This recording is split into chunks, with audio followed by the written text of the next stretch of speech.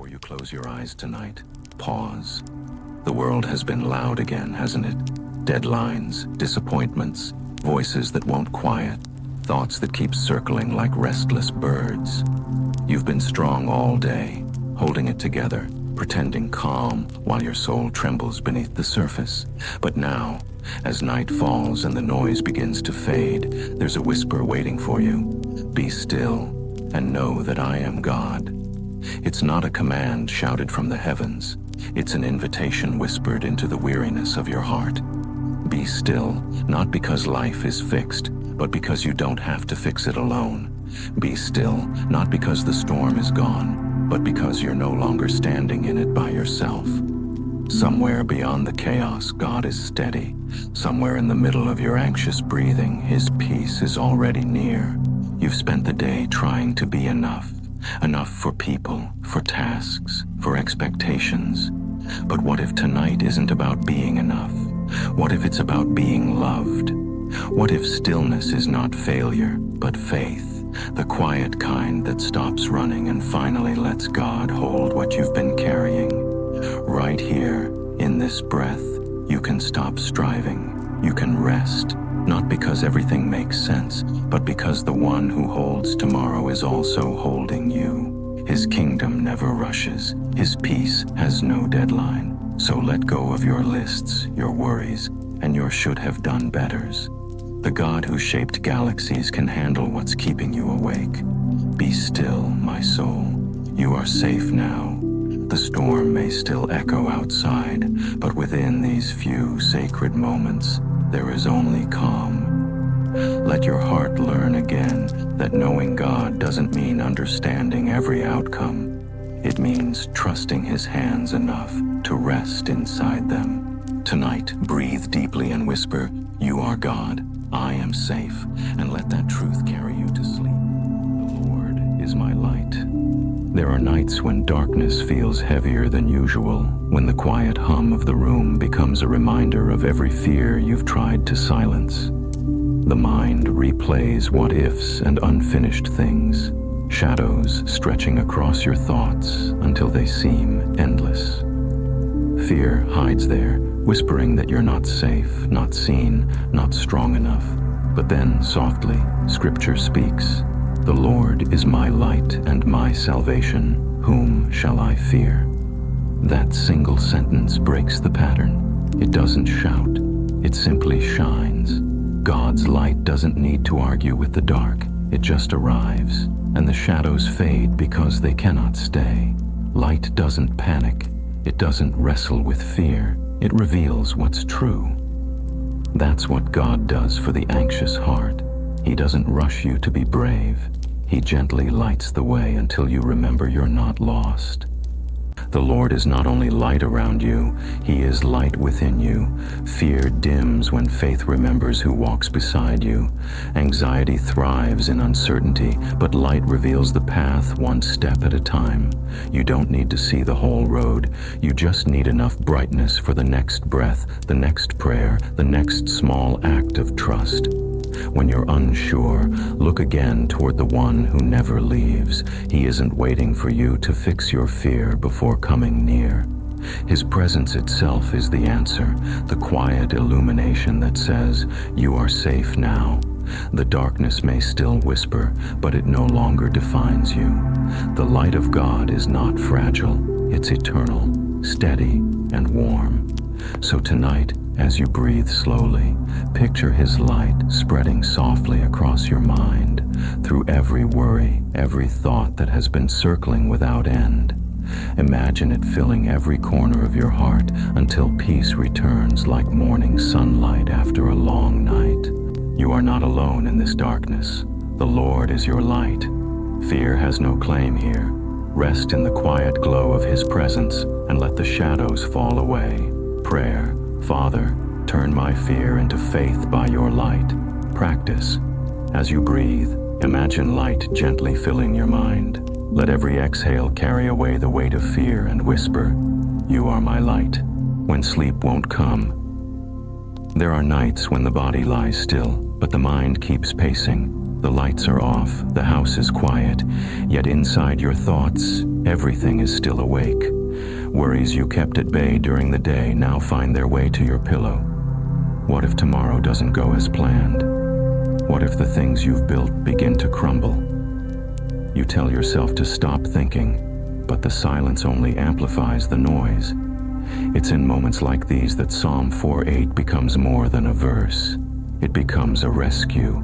In peace I will lie down and sleep, for you alone, Lord, make me dwell in safety.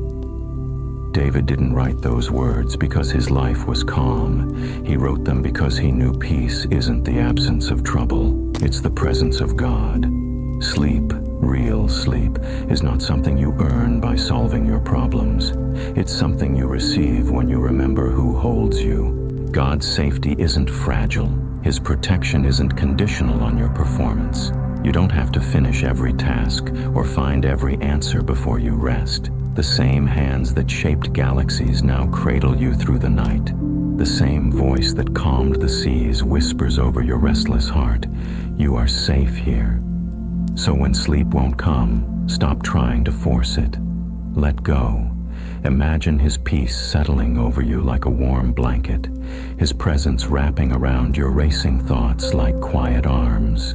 Feel your heart beat slow, not because the world has changed, but because you've remembered who your refuge is.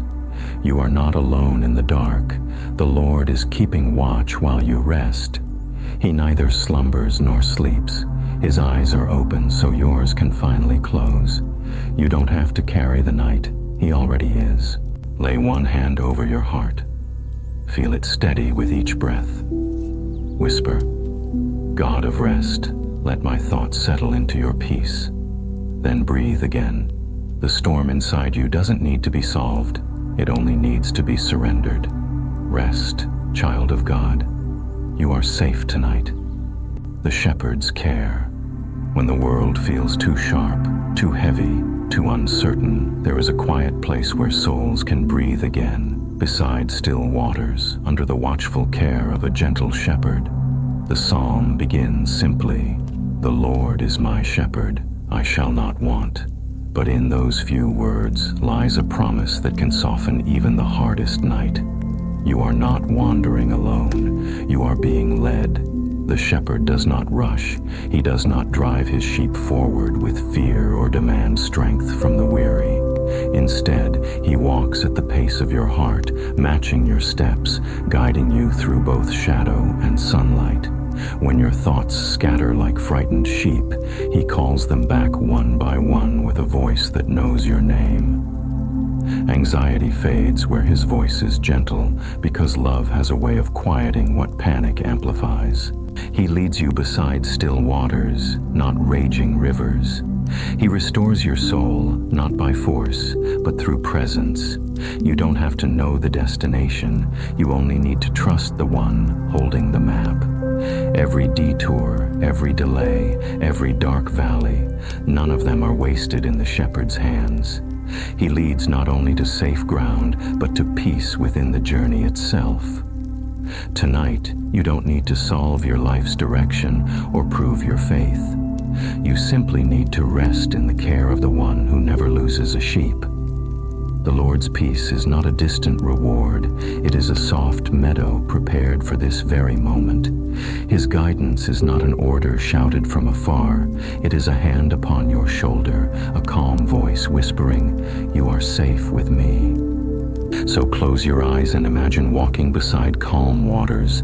The air is cool, the world is quiet, and the shepherd is near. Every breath carries away worry. Every exhale brings you closer to rest. You are being led, not pushed, not forgotten, led with care deeper than you can see. Prayer. Lord, guide me through this night as my shepherd of peace. Practice. As you breathe, picture still waters reflecting starlight. Let your heart beat slow and your thoughts rest under his watchful care. The rock that holds. There comes a moment in every anxious heart when the waves grow too high and every familiar shore disappears. You try to steady yourself with plans, with people, with explanations, but everything shifts like sand beneath your feet. Then a still voice breaks through the noise. My soul finds rest in God alone. It's not just poetry, it's a survival truth. We all look for something solid when the mind trembles. Some cling to success, others to control. But the anxious spirit soon learns that nothing holds for long except Him. God does not simply offer peace, He is peace. He doesn't just lend stability, He is the rock itself. When everything else fails, His presence remains unmoved, unbroken, unchanging. Imagine standing on that rock, not because you've climbed to reach it, but because grace lifted you there. The wind still howls, the water still roars, yet your footing doesn't slip because it no longer depends on your strength. You rest, not because the storm is gone, but because you found something stronger than fear. Rest in God alone, not in the approval of others, not in a perfect plan, not in the illusion of control. Rest in the one who holds oceans in His hand and still calls you my child. The rock does not move when you doubt. It does not crack when you fall. It waits, steady and patient, until your heart quiets enough to lean fully on it again. You may not always feel secure, but truth is not built on feeling. It's built on faith. And faith says, "You are my refuge. I will not be shaken." Whisper that until the words become your anchor. Let your breath slow as you remember that God's strength never wavers, even when yours does. Tonight, if your thoughts are stormy, picture yourself resting against that rock, firm beneath the chaos, unshaken by the winds of what-ifs. The Lord is not far away. He's right where you need Him to be, under you, around you, holding you fast. Prayer. Steady me, O rock of my salvation. Practice. Sit in silence for a moment and breathe. Say quietly, "You are my refuge. I will not be shaken." Then rest in the strength that will never let go. When fear speaks loudly, there are nights when fear speaks in full volume, louder than reason, louder than hope, louder than any prayer you can form. It creeps in through the cracks of quiet, whispering what-ifs until your heart races. Fear imagines the worst and paints it in vivid color, convincing you it's truth. You try to argue with it, to calm it, to distract yourself. But fear is stubborn. It doesn't leave when told to go. It only bows when something greater fills the room. That's why Psalm 56:4 is not a denial of fear, but a declaration in the middle of it. When I am afraid, I put my trust in you. Notice the honesty. When, not if. Fear is part of being human, yet faith gives it context. Faith does not silence fear. It sings louder. It reminds you that the God who counts your tears also guards your tomorrow. Every anxious heartbeat, every trembling breath is seen and held by Him. Trust doesn't erase emotion. It steadies it. It's choosing to lean toward God even while your knees shake. Fear says, "What if I fall?" Faith answers, "Even if I do, He will catch me." Fear predicts disaster. Faith remembers deliverance. When you shift your focus from the storm to the one who walks upon it, you realize fear may speak loudly, but it doesn't have the final word. God never promised a life without fear. He promised His presence in the middle of it. The same God who walked with David through danger, who stood beside Daniel in the lion's den, now stands beside you in every uncertain moment. You may not see Him, but He is closer than your breath. So tonight, when fear starts its familiar song, don't fight it alone. Breathe deeply. Inhale courage. Exhale worry. Whisper, "I trust you, Lord," until your heartbeat begins to slow. Let that simple prayer drown out the noise. You are not abandoned to your anxious thoughts. The one who loves you most has already gone ahead of every tomorrow that frightens you, and He will be there still, whispering through the storm, "Do not be afraid. I am with you." Prayer. Lord, teach me to trust you in trembling moments. Practice. Inhale courage. Exhale worry. Let your faith sing louder than your fear. safe beneath his wings. There is a kind of safety the world cannot offer, a quiet, unseen covering that holds you even when everything else feels uncertain. The psalmist describes it not with armor or walls, but with the gentlest image. He will cover you with his feathers, and under his wings you will find refuge. It is tenderness, not toughness, that guards your soul. The Almighty does not merely watch from above. He bends low, spreading his wings to shelter the fearful and the weary.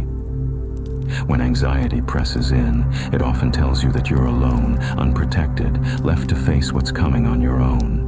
But God's presence whispers the opposite. You are seen, you are known, you are hidden in divine safety. The same power that spoke the universe into being has chosen to become your refuge, not in distant majesty, but in intimate nearness. Think of a bird shielding her young in the storm. The wind may howl, the rain may fall, but beneath those wings, the small ones rest untouched. The danger doesn't disappear, but its force cannot reach them. That's the kind of peace God offers, not the absence of struggle, but the presence of protection. The noise outside may rage on, yet the heart beneath his wings learns stillness. You don't have to be fearless to rest there. Trembling is welcome. The wings are wide enough for the anxious, the broken, the uncertain. They are steady, even when your faith is fragile. The Lord's faithfulness, not your strength, is the shield that covers you. So tonight, when your thoughts circle and the shadows grow long, picture yourself resting under his wings, the light warm around you, his breath near, the world quiet beyond. Let love be your armor. Let peace be your covering. You are safe, not because you have escaped the storm, but because you are hidden in the heart of the one who never leaves. Prayer. Most High, hide me in the shadow of your wings. Practice. Picture yourself resting beneath warm, sheltering light. Let every anxious thought melt into the safety of his love. Tears as prayers. There are nights when tears speak louder than words. They fall uninvited, streaming from a heart too full for language, too weary to explain. Psalm 42 captures that ache. My tears have been my food day and night. This is not weakness. It is worship in raw form. When grief swells and words disappear, God hears the language of tears. Each drop is a sentence. Each sigh is a psalm. He does not need your perfection, only your presence. Anxiety often tells you to hide your sorrow, to hold yourself together until you can pray properly. But tears are already prayers, honest, wordless, holy. They rise from the depths where theology cannot reach and invite God to dwell in the most human parts of you. When the psalmist asks, "Why, my soul, are you downcast?" he is not scolding himself. He is turning pain into a conversation. Hope enters when we stop pretending that faith means never feeling low. Real faith dares to bring sorrow to the altar. In the quiet hours, when your pillow is wet and your chest aches, imagine God bending close, not impatient, not distant, but tender. Scripture says he keeps your tears in a bottle. None of them are wasted. They are kept like jewels of faith, proof that you kept turning toward him even while breaking. You are not forgotten. You are not faithless for feeling deeply. You are human, beloved, seen. Hope is still breathing inside the ache, whispering, "Put your hope in God." The tears that fall tonight are watering tomorrow's peace. So let them come. Let yourself sigh deeply and call that sigh a prayer. Each breath becomes communion with the one who understands without explanation. You don't have to speak for God to listen. You only have to weep in his presence. Prayer. Lord, meet me where words end and tears begin. Practice. Let yourself sigh deeply. That sigh is prayer. Tonight, let every tear remind you, you are held and you are heard.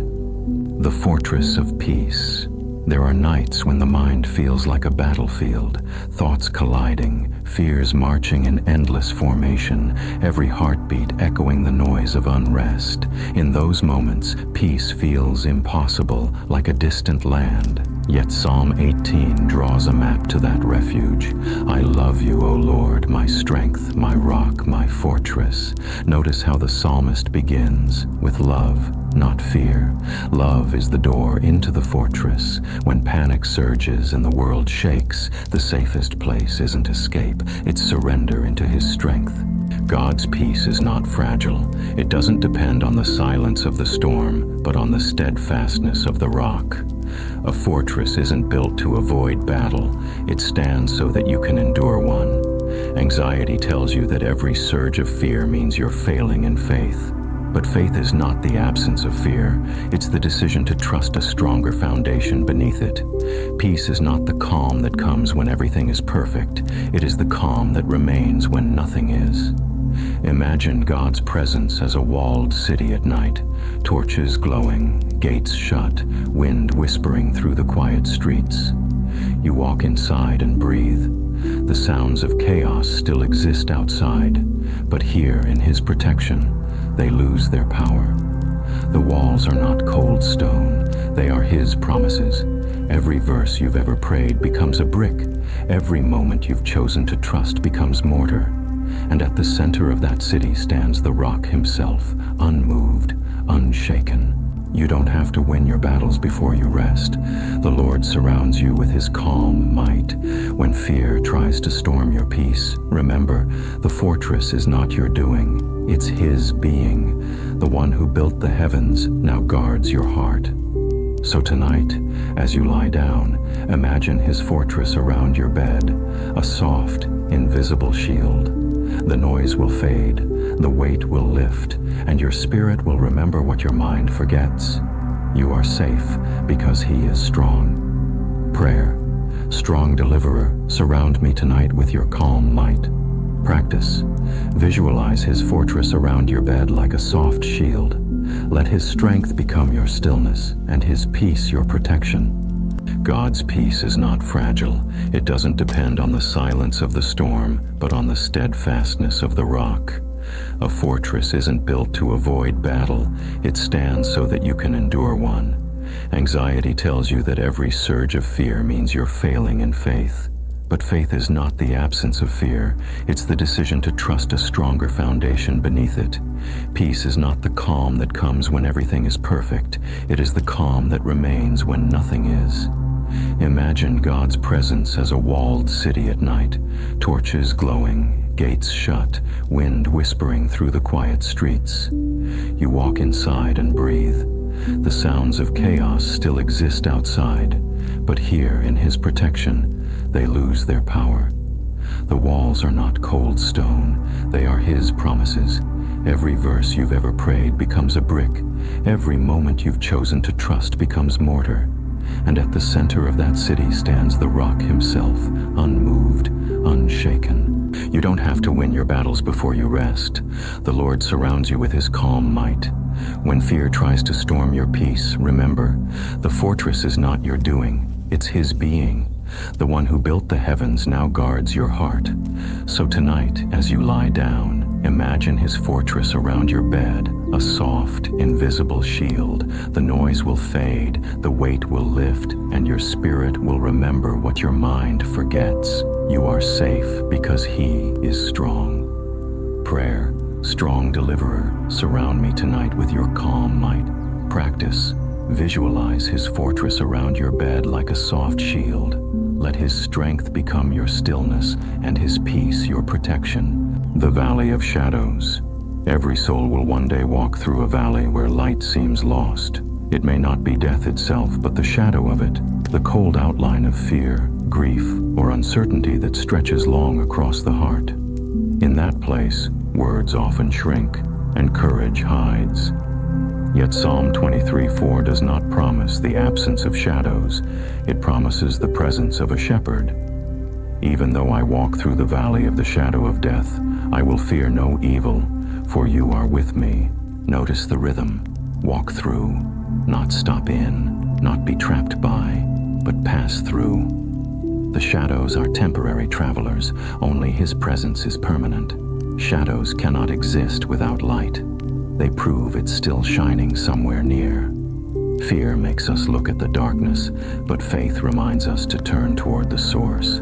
The shepherd's presence does not erase the valley, it transforms how we move through it. His rod and staff, symbols of both authority and care, whisper that you are guided, guarded, and never forsaken. In the valley, you may not always feel strong enough to pray with bold words. That's all right. The shepherd listens even to silence. Sometimes your tears are the prayer, and your breathing is the hymn. He walks beside you when you stumble and carries you when you can't rise. The shadows might stretch deep, but they can't hold you, because the one walking with you carries light that darkness cannot overcome.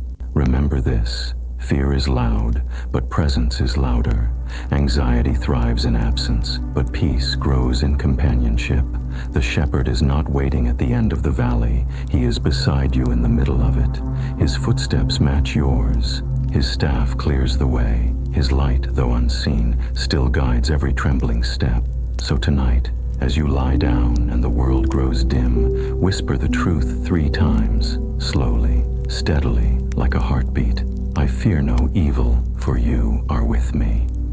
Let that sentence become your song in the dark.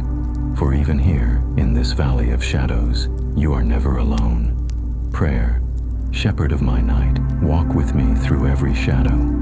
Practice, whisper 3 times, I fear no evil, for you are with me. Let peace return with each breath. Notice the rhythm. Walk through, not stop in, not be trapped by, but pass through. The shadows are temporary travelers, only His presence is permanent. Shadows cannot exist without light, they prove it's still shining somewhere near. Fear makes us look at the darkness, but faith reminds us to turn toward the source. The shepherd's presence does not erase the valley, it transforms how we move through it. His rod and staff, symbols of both authority and care, whisper that you are guided, guarded, and never forsaken. In the valley, you may not always feel strong enough to pray with bold words. That's all right. The shepherd listens even to silence. Sometimes your tears are the prayer, and your breathing is the hymn. He walks beside you when you stumble and carries you when you can't rise.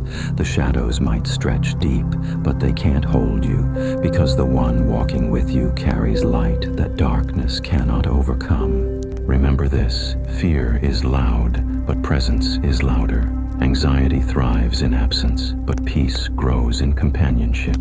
The shepherd is not waiting at the end of the valley. He is beside you in the middle of it. His footsteps match yours. His staff clears the way. His light, though unseen, still guides every trembling step. So tonight, as you lie down and the world grows dim, whisper the truth 3 times, slowly, steadily, like a heartbeat. I fear no evil, for you are with me. Let that sentence become your song in the dark, for even here, in this valley of shadows, you are never alone. Prayer, shepherd of my night, walk with me through every shadow. Practice, whisper 3 times. I fear no evil, for you are with me. Let peace return with each breath. Rest for the weary mind. There's a kind of exhaustion deeper than tired muscles. It's the weariness of a restless mind. Thoughts spin like windmills in a storm, chasing answers that never satisfy. We plan, we worry, we overthink, trying to build safety out of control. But Psalm 131 offers a different picture of peace. I have calmed and quieted my soul like a weaned child with its mother. The psalmist does not describe a child still crying for what it wants, but one that has learned to rest simply because it is near love. This is the secret of true rest, not understanding everything, but trusting the one who does. The anxious mind demands to know, to fix, to predict. The peaceful soul has learned to release. It doesn't mean you stop caring. It means you stop carrying what only God can. Like a child resting against a parent's chest, peace is found not in explanation, but in presence. You don't need to know how tomorrow will unfold. You only need to know whose hands hold it. To quiet your soul is not a passive act. It is holy discipline, the daily decision to turn down the noise of fear and tune in to the rhythm of faith. The world tells you to be self-sufficient. Scripture teaches you to be still. Every time you pause, breathe, and remember, I am held, you are stepping into the calm strength of this psalm. When your thoughts race tonight, picture yourself leaning into the heart of God. Feel the rise and fall of His steady peace. You don't have to earn it, and you don't have to prove your worth to receive it. The one who loves you is not pacing nervously. He is seated in control. If you listen closely, you'll hear His stillness calling your name, inviting your weary mind to rest. You are safe not because you understand, but because you are held. Let that truth wrap around you like warmth after a storm. Prayer. Lord, teach me the art of quiet trust. Practice. Place your hand on your chest. Breathe deeply. Whisper, I am held. Let this be your prayer until your thoughts grow quiet and your soul remembers peace. The keeper of my heart. There are nights when sleep feels far away, when your mind replays every worry and the silence of the room grows loud. But in those long, restless hours, the psalmist's promise stands firm. The Lord will keep you from all harm. He will watch over your coming and going, both now and forevermore. You are not alone in the dark. The one who shaped the stars does not slumber. While the world turns in anxious restlessness, God keeps quiet vigil over you. To be kept by the Lord is not to be untouched by pain, but to be protected from despair. It means that even in the storm there is a boundary drawn by love. Harm cannot pass without His permission, and fear cannot reign where His peace dwells. The keeper of your heart sees every hidden battle, every silent tear. When your strength fades, His watch remains unbroken. He guards not only your steps, but your breath, your dreams, your fragile hope. Worry is a weary guard. It stays awake but cannot protect. God, however, stays awake and is able. His watch is not distant or mechanical. It is personal, attentive, and tender. The same God who watched over Israel's journey now watches over your nights. His care is not seasonal or partial. It covers every coming and going, every morning departure and midnight sigh. Even when you forget to pray, He remembers to protect. So tonight, release your post as your own sentry. You are not meant to be your own guardian. That role belongs to Him. The one who never sleeps is already keeping watch. Close your eyes and imagine His light resting gently over your home, soft, golden, like the calm dawn before morning breaks. The shadows fade beneath His presence, and even the smallest corner of fear is touched by His warmth. Let this be your peace tonight. You are seen. You are remembered. You are kept. Your heart is not wandering alone in the night. It is held within His faithful gaze. Prayer, guardian of my nights, thank you for your faithful watch. Practice. Picture His light gently resting over your home like a calm dawn. Breathe deeply, knowing that the keeper of your heart does not sleep. God of my tears, there are nights when words fail. When your heart aches too deeply for language, you turn in bed, eyes open to the ceiling, carrying quiet sorrow that few understand. Yet Scripture whispers something astonishing. You have kept count of my tossings, put my tears in your bottle. Every sigh, every tear, every sleepless turn, God notices. You are not unseen in your pain. The very things anxiety tells you are forgotten are the things heaven carefully records. God does not overlook tears. He collects them, not as proof of weakness, but as treasures of trust. Each one is a fragment of faith, an offering from a weary soul that still turns toward Him in the dark. When you weep, you are not falling apart. You are falling into His compassion. The bottle He holds is not symbolic. It is intimate.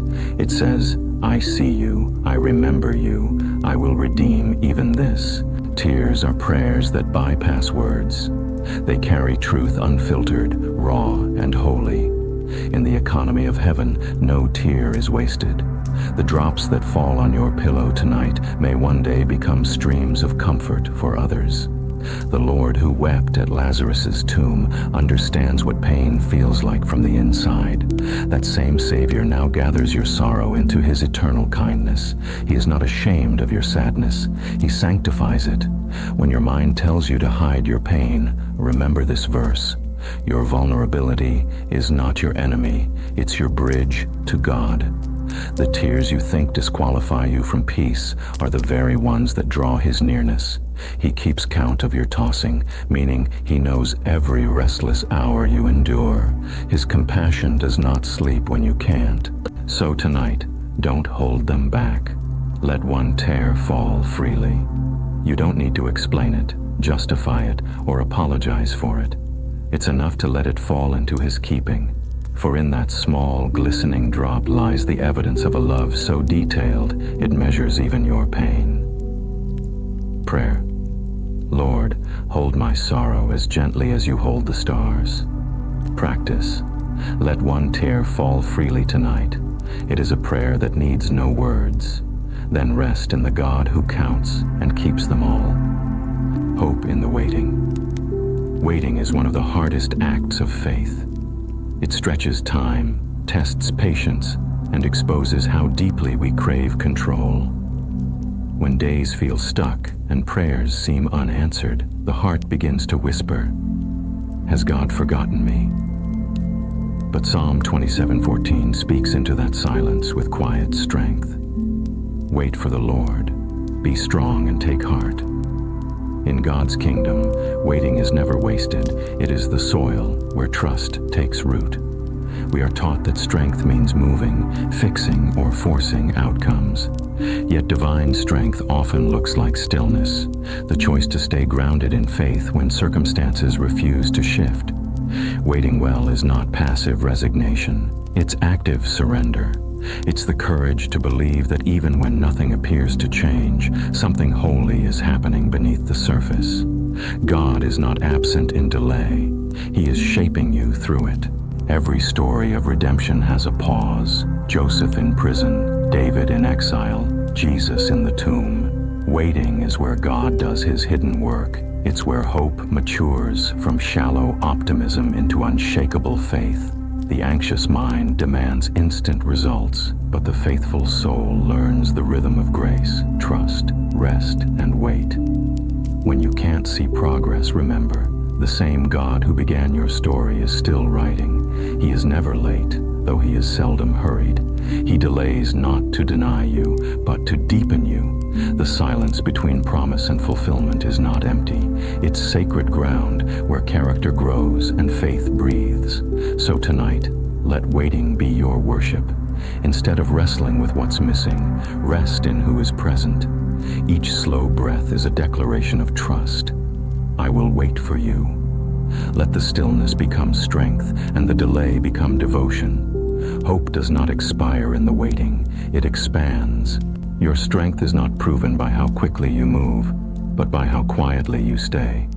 Trust that even in the unseen, God is faithful. Prayer. Father, help me wait well, even when I see nothing changing. Teach me that your timing is not slow, it's perfect. Practice.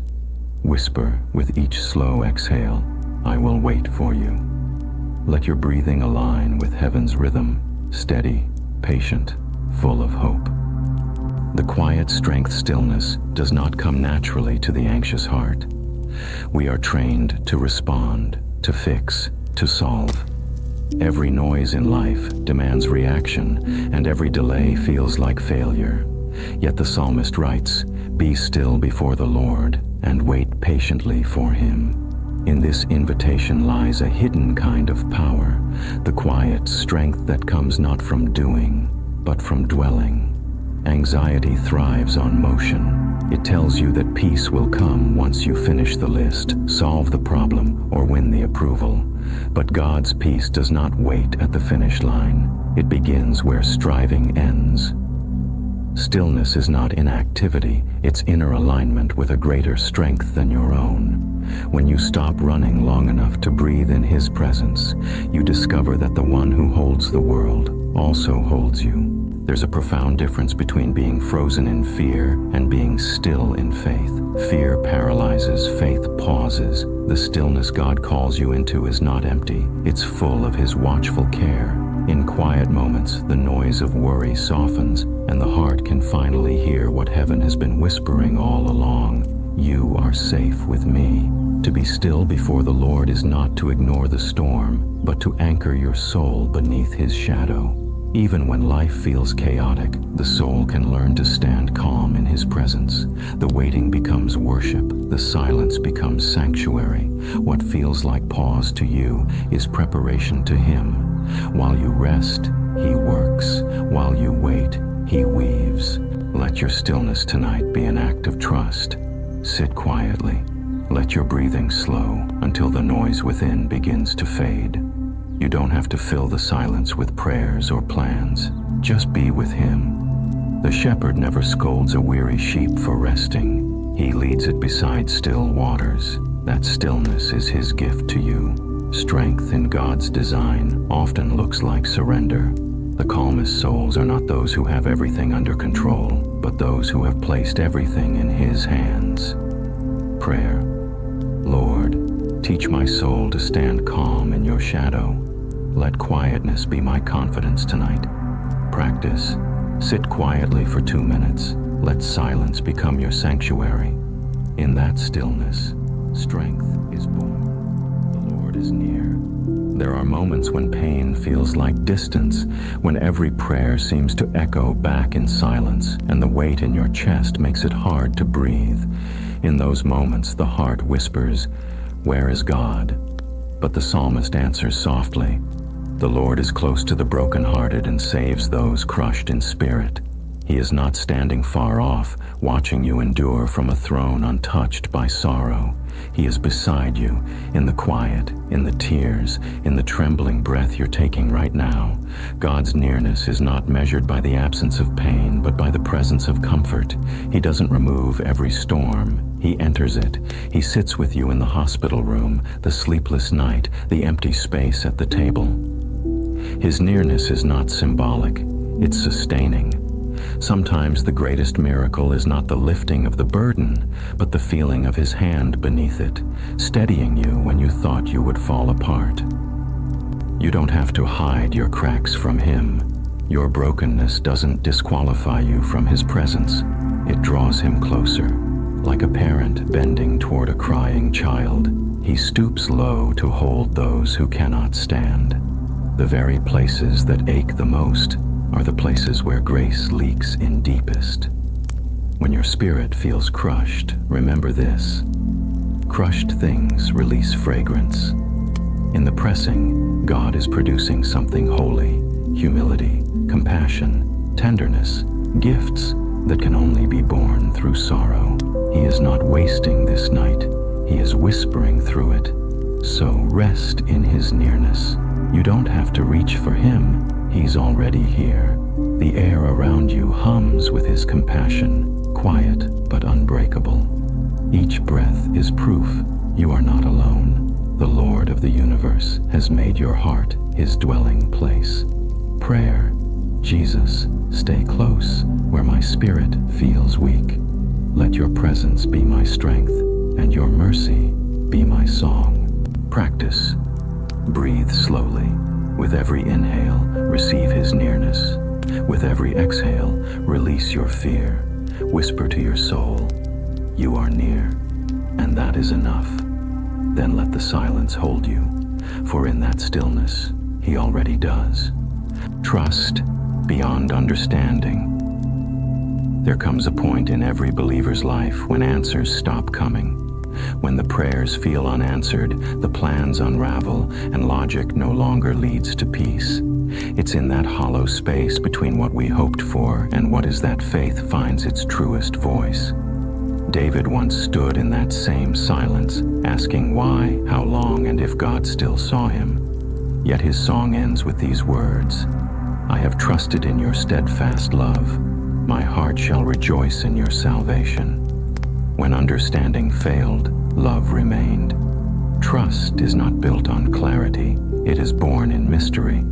It's easy to believe when life makes sense, but real faith grows when the lights go dim. Anxiety thrives on explanations. Peace rests on presence. God never promised we would understand every reason, but He promised we would never be alone through it. His steadfast love is the bedrock under shifting circumstances. It does not change with the season or vanish when our logic breaks down. When your questions feel louder than your worship, remember, even the silence of heaven is not rejection. It's refinement. Sometimes God hides not to punish, but to purify your trust. The heart that keeps believing in the dark becomes the heart that shines brightest in the morning. You don't need to hold every answer. You only need to hold His hand. His love doesn't need your understanding to work. It just needs your surrender. The melody of trust hums quietly under every storm, reminding you that grace always outlives fear. So tonight, let the questions rest. Let the ache breathe. You are not faithless because you don't understand. You are faithful because you still choose to trust. The Lord delights not in certainty, but in hearts that cling when nothing makes sense. Prayer. God, let trust rise stronger than my questions. Teach me to lean not on my understanding, but on your unchanging love. Practice. Name one fear and hand it back to Him. Picture it leaving your grasp, falling safely into His. Whisper, "I trust your heart, even when I can't trace your hand." Then sit quietly for a moment, not to solve, but to rest in the steadfast love that has never failed you yet. Peace like a river. There are seasons when the soul feels like cracked ground, dry, restless, and waiting for something unseen to fall.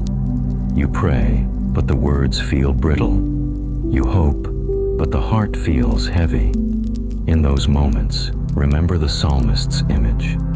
You water the earth and enrich it abundantly. You drench its furrows and level its ridges. You soften it with showers and bless its crops.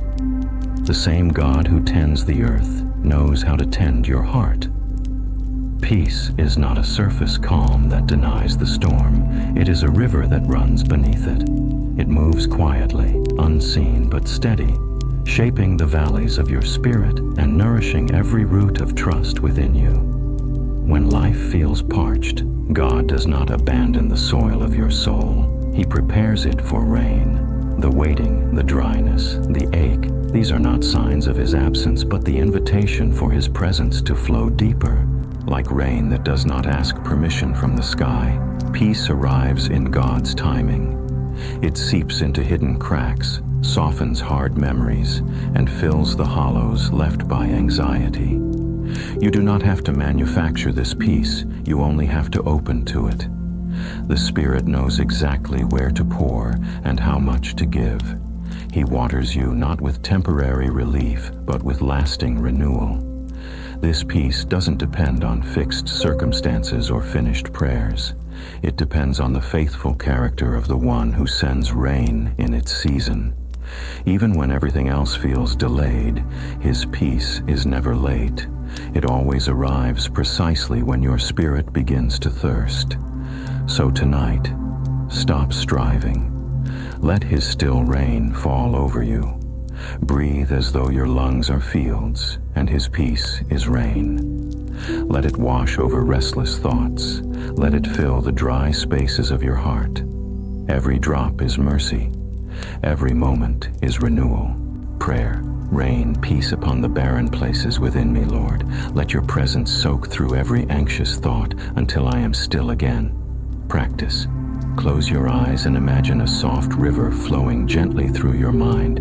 Its sound steady, its current kind. Let it carry away restlessness, leaving only the quiet rhythm of grace. The night is not forever. There are nights that feel endless, where thoughts loop like restless waves and hope seems too fragile to hold. The darkness feels louder than prayer, and even the ticking of time seems to mock your waiting. Yet the psalmist whispers through the centuries, "Weeping may stay for the night, but joy comes in the morning." It is not a wish, it is a promise. The same God who designed night also designed dawn, and he never forgets to turn the world toward light again. God does not rush the sunrise. He lets the night do its quiet work. There are lessons only learned in darkness: humility, surrender, the art of resting when sight fails. In that still, heavy silence, God is not absent. He is planting the seeds of joy that will bloom with the morning. Every tear you shed waters those seeds. Nothing in this night is wasted.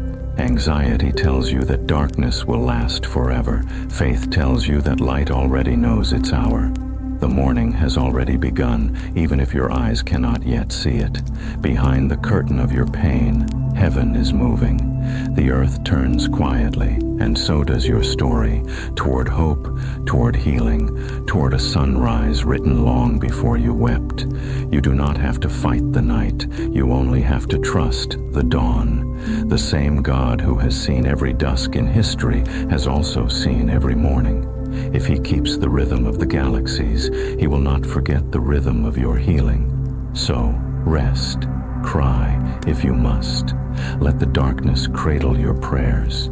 Joy is not a stranger finding its way to you. It is a promise with your name on it. The night is long, but not forever. The morning is already on its way. Prayer, Lord, let your morning reach me even in darkness. Let my heart learn to wait without fear, trusting that your joy will always return. Practice. Close your eyes and say softly, "Joy will find me again." Then breathe as though drawing light into your chest. Feel the faint warmth of a new day rising, not from the sky, but from within your soul.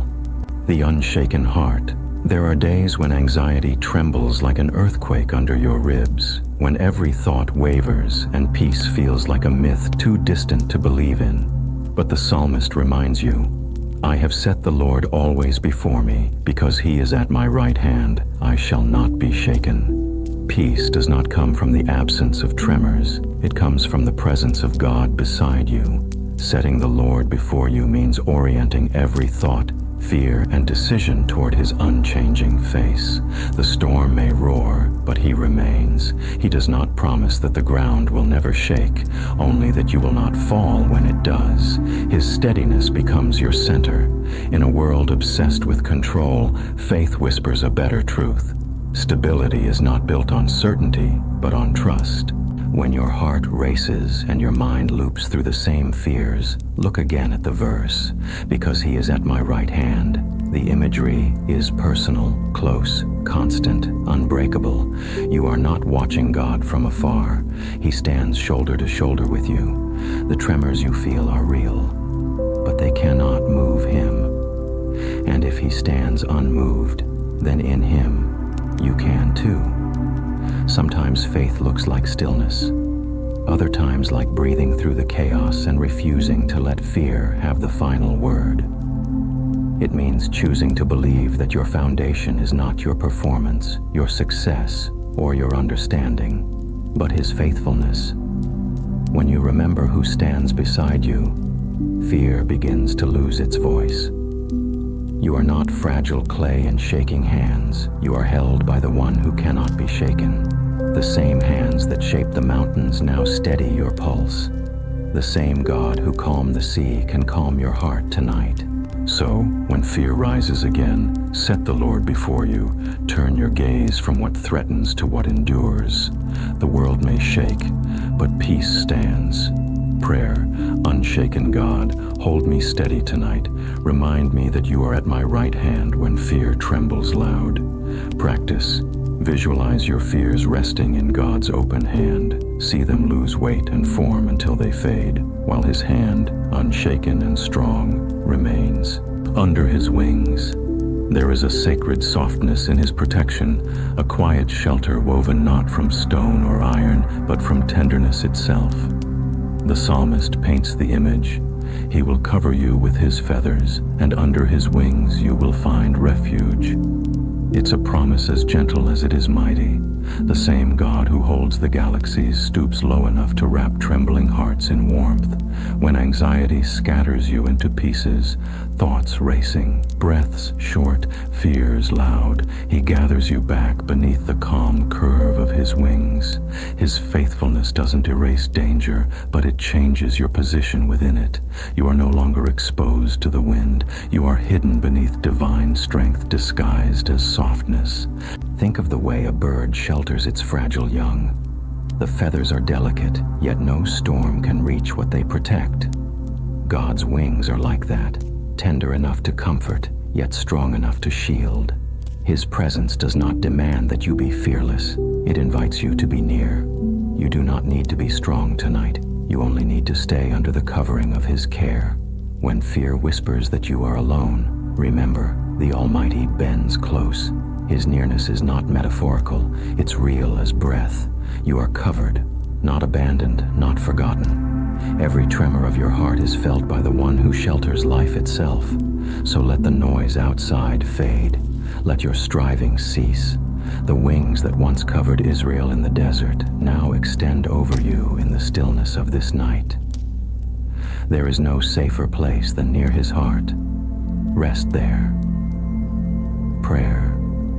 Lord, hide me beneath your wings until peace returns. Let your presence be my shelter when fear tries to find me. Practice. Close your eyes and picture light wings unfolding above you. Feel their warmth as they draw close, soft and steady. As you exhale, imagine your worries rising like dust, disappearing into the calm air beneath his covering. Think of the way a bird shelters its fragile young. The feathers are delicate, yet no storm can reach what they protect. God's wings are like that, tender enough to comfort, yet strong enough to shield. His presence does not demand that you be fearless. It invites you to be near. You do not need to be strong tonight. You only need to stay under the covering of his care. When fear whispers that you are alone, remember, the Almighty bends close. His nearness is not metaphorical, it's real as breath. You are covered, not abandoned, not forgotten. Every tremor of your heart is felt by the one who shelters life itself. So let the noise outside fade. Let your striving cease. The wings that once covered Israel in the desert now extend over you in the stillness of this night. There is no safer place than near his heart. Rest there. Prayer. Lord, hide me beneath your wings until peace returns.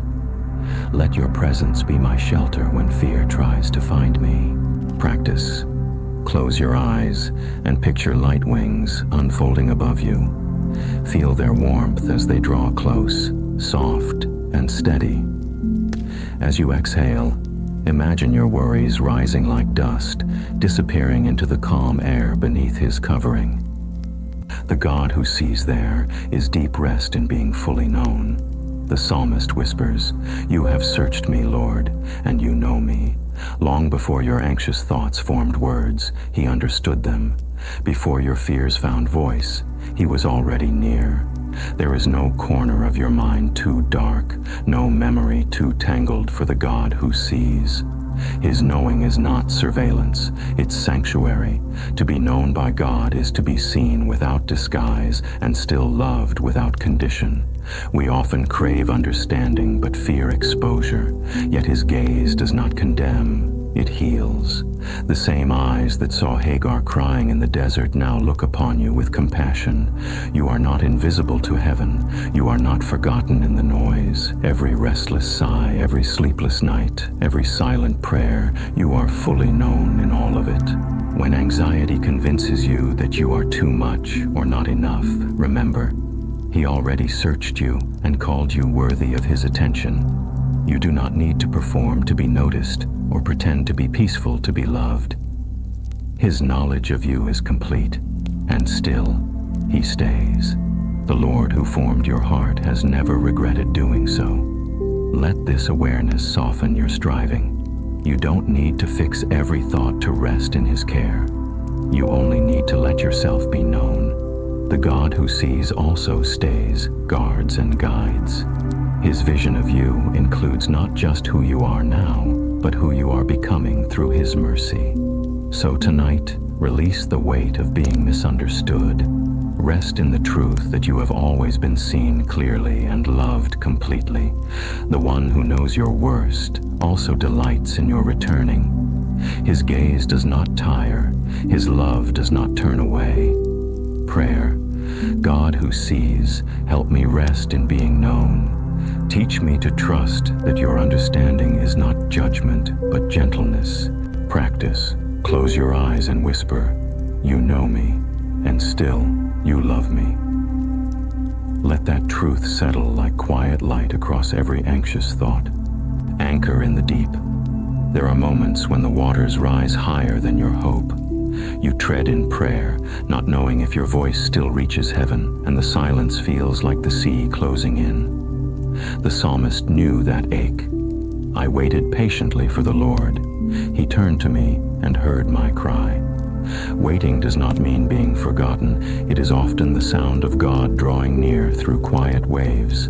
Anxiety whispers that you will sink, that this time is different, that the last thread of strength will snap.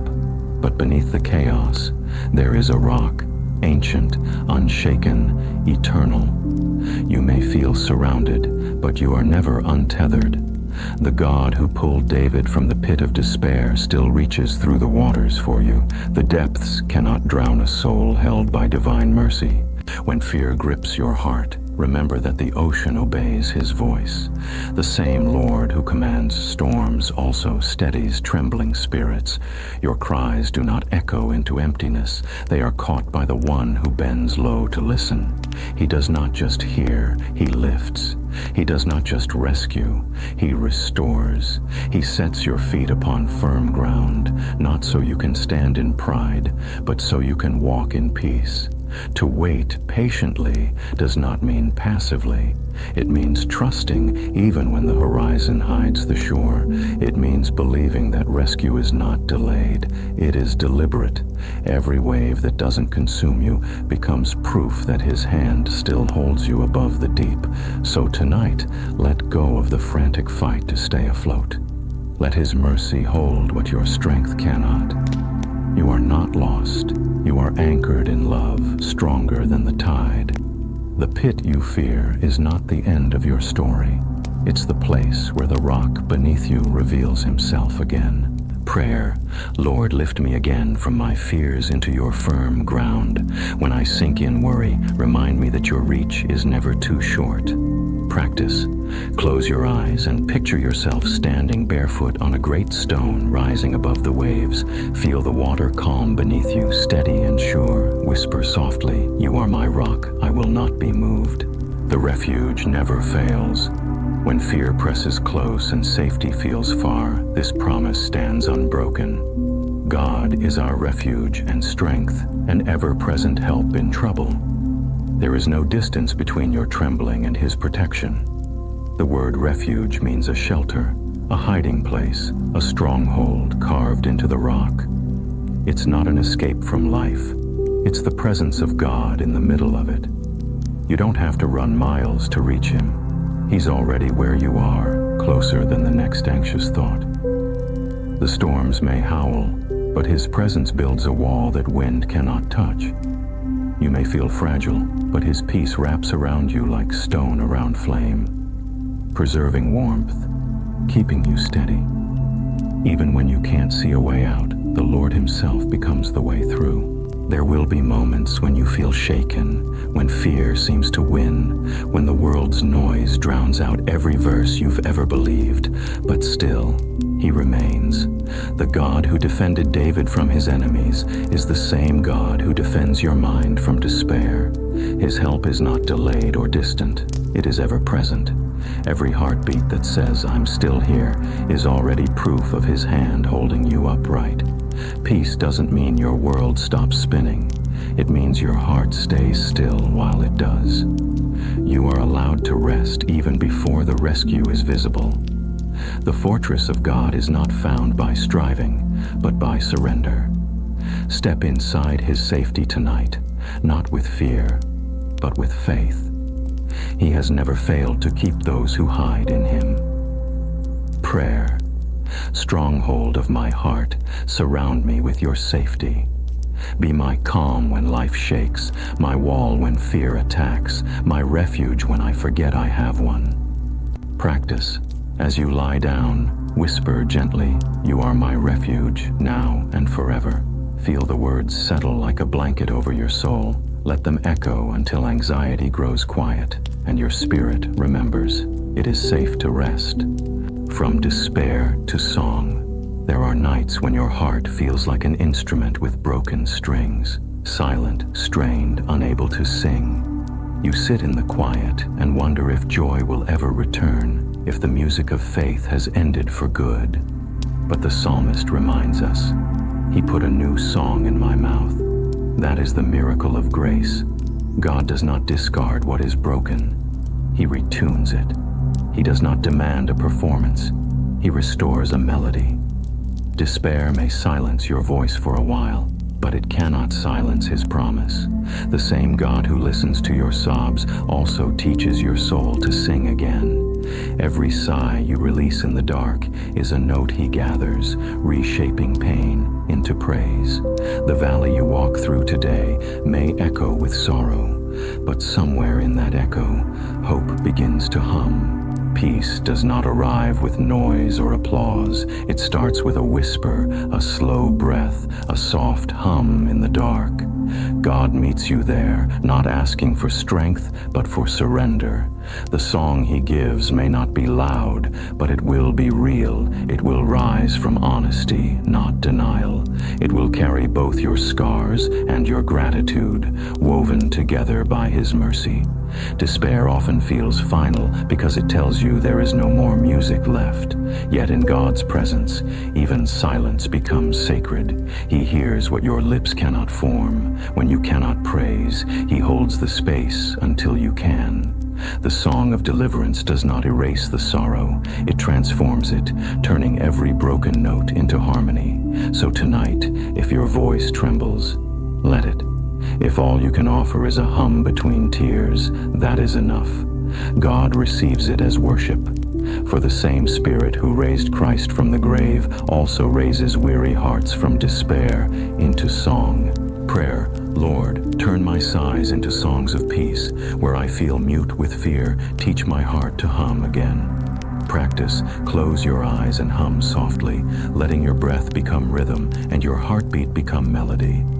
With every note, release one worry into his care until your spirit remembers it was always meant to sing again. The healer of the broken.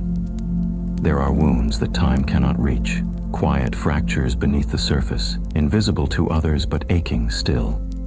You smile, you function, you move forward, yet somewhere inside, a bruise remains that prayer itself seems too fragile to touch. But Scripture whispers softly. He heals the brokenhearted and binds up their wounds. There is no hurt too hidden, no scar too deep for the hands that shaped galaxies. Healing in God's rhythm is not thunder, it's dawn. It comes softly, slowly, almost imperceptibly, until one morning you realize the weight has lifted a little. The tears no longer burn the same way. The ache, while still present, has learned to rest in his peace. God does not rush healing. He unfolds it. Like sunrise stretching overnight, he gives enough light for the next step, enough grace for the next breath. Fear fractures, but faith restores. The same voice that called light into being now speaks over your pain, not to erase it, but to redeem it. His mending is not a patchwork of denial, but a weaving of redemption, thread by thread, until what was once torn becomes testimony. Even your most hidden pain has purpose when placed in his care. You may not feel whole yet, but you are already held. God heals by presence, not pressure. He sits with you in the ache until the heart remembers what love feels like again. Each scar he touches becomes sacred, a reminder that brokenness was never the end of your story. It was the doorway through which grace entered. So tonight, stop hiding what hurts. Let the healer see it. You are not too damaged to be restored. You are exactly where His mercy begins its work. Prayer. Great healer, touch the wounds I hide too well. Let your light find the cracks and fill them with calm. Practice. Place a hand over your heart and whisper, "You are healing me." Feel your pulse, steady, patient, alive. That rhythm is proof. His restoration has already begun. Fear fractures, but faith restores. The same voice that called light into being now speaks over your pain, not to erase it, but to redeem it. His mending is not a patchwork of denial, but a weaving of redemption, thread by thread, until what was once torn becomes testimony. Even your most hidden pain has purpose when placed in His care. You may not feel whole yet, but you are already held. God heals by presence, not pressure. He sits with you in the ache until the heart remembers what love feels like again. Each scar He touches becomes sacred, a reminder that brokenness was never the end of your story. It was the doorway through which grace entered. So tonight, stop hiding what hurts. Let the healer see it. You are not too damaged to be restored. You are exactly where His mercy begins its work. Prayer. Great healer, touch the wounds I hide too well. Let your light find the cracks and fill them with calm. Practice. Place a hand over your heart and whisper, "You are healing me." Feel your pulse, steady, patient, alive. That rhythm is proof. His restoration has already begun. Fear no evil. There are valleys where shadows stretch long and heavy, where the air itself feels thick with fear. You cannot see what's ahead, and the road behind you feels too far gone to return. In those moments, the psalmist's words become both anchor and armor. Even though I walk through the valley of the shadow of death, I will fear no evil, for you are with me. Notice the promise. It's through the valley, not into it to stay. You are passing through. This darkness is not your destination. The valley of shadows is where faith stops being theory and becomes breath. It's the place where you learn that God's presence is not proved by sunshine, but by survival. The shepherd does not remove the valley. He walks beside you in it. His rod defends, His staff directs. Even in fear, you are guided. Even in grief, you are guarded. Every shadow is evidence of light nearby. Fear tries to convince you that the darkness is endless, but even the longest night must bow to dawn. The presence of evil is not the absence of God, it's the setting where His nearness becomes real. You may tremble, but you are never alone. The shepherd's footsteps fall beside yours, steady and certain, reminding you that the valley is temporary and His care eternal. Sometimes courage is not the absence of fear, but the decision to keep walking despite it. You do not need to sprint through pain. You only need to move one step at a time under His watchful eye. In the valley, the heart learns humility, dependence, and trust, lessons the mountaintop could never teach. So breathe deeply tonight. You are walking through, not staying here. The shepherd who leads you in will also lead you out. His presence turns danger into passage, fear into faith, and shadow into testimony. Prayer. Shepherd of peace, stay beside me through the valley. When my courage wanes, let your voice be my calm and your staff my strength. Practice. Breathe slowly and whisper, I am walking through, not staying here. Let the truth settle deep. Valleys are not forever, but His presence always is. The Lord restores my soul. There are days when the soul feels threadbare, when you've given all you can, smiled through the ache, and held on when it felt easier to let go. The world keeps asking, but you've run out of answers. It's in that quiet exhaustion that Psalm 23 whispers softly, He restores my soul. Not I restore myself, not time will fix it. He restores. Restoration is not repair, it is renewal. Repair tries to patch what's broken. Restoration breathes life back into what's weary. God's restoration is gentle. He does not scold your weakness or rush your recovery. Instead, He leads you beside still waters, away from noise and striving, into a space where your heart can breathe again. He doesn't demand movement. He offers stillness. In His presence, what's worn becomes whole, what's scattered gathers again, and what's tired begins to remember joy. The soul doesn't just need strength, it needs softness. Restoration is not the rebuilding of walls, it's the reopening of windows. It's the shepherd calling your name when you've wandered too far, not to shame you, but to bring you home. His renewal begins in rest, not effort, in grace, not guilt. When God restores, He does not return you to who you were. He renews you into who you're becoming. The fatigue that felt endless becomes the soil for deeper peace. The weariness you carried becomes testimony that even empty vessels can be refilled when placed in His hands. So tonight, don't strive to fix yourself. Let Him be the restorer. Exhale the tension that has wrapped around your mind all day and allow His quiet to meet you there. He knows the thoughts you cannot sort, the disappointments you didn't voice, the hopes you've set aside. Nothing is too small or too silent for His healing attention. Let His peace come like water over dry ground, softening what's hardened, cooling what's inflamed, reviving what's faint. You are not forgotten. You are being restored. Prayer. Lord, restore me where I am tired and unseen. Let your still waters find my soul and make me whole again. Practice. As you exhale, whisper, "Restore my soul, O Lord." Feel each breath as a release, each silence as an invitation for renewal. Joy comes in the morning. There are nights that seem endless, when silence feels heavier than noise, and tears blur the edges of everything you once believed was secure. You lie awake wondering if the darkness will ever break, if the ache will ever ease. Yet Scripture promises what your feelings cannot. Weeping may endure for a night, but joy comes in the morning. Those words do not deny the sorrow, they honor it. They remind you that even sorrow has a boundary, and joy has already begun its quiet walk toward you. The night is real, but it is not forever. God does not erase the pain of your weeping. He transforms it into the seedbed for joy. Every tear becomes a prayer, every sigh a small echo of hope rising from the soil of loss. And while you cannot yet see it, morning is already unfolding beyond the horizon. Dawn is not a surprise.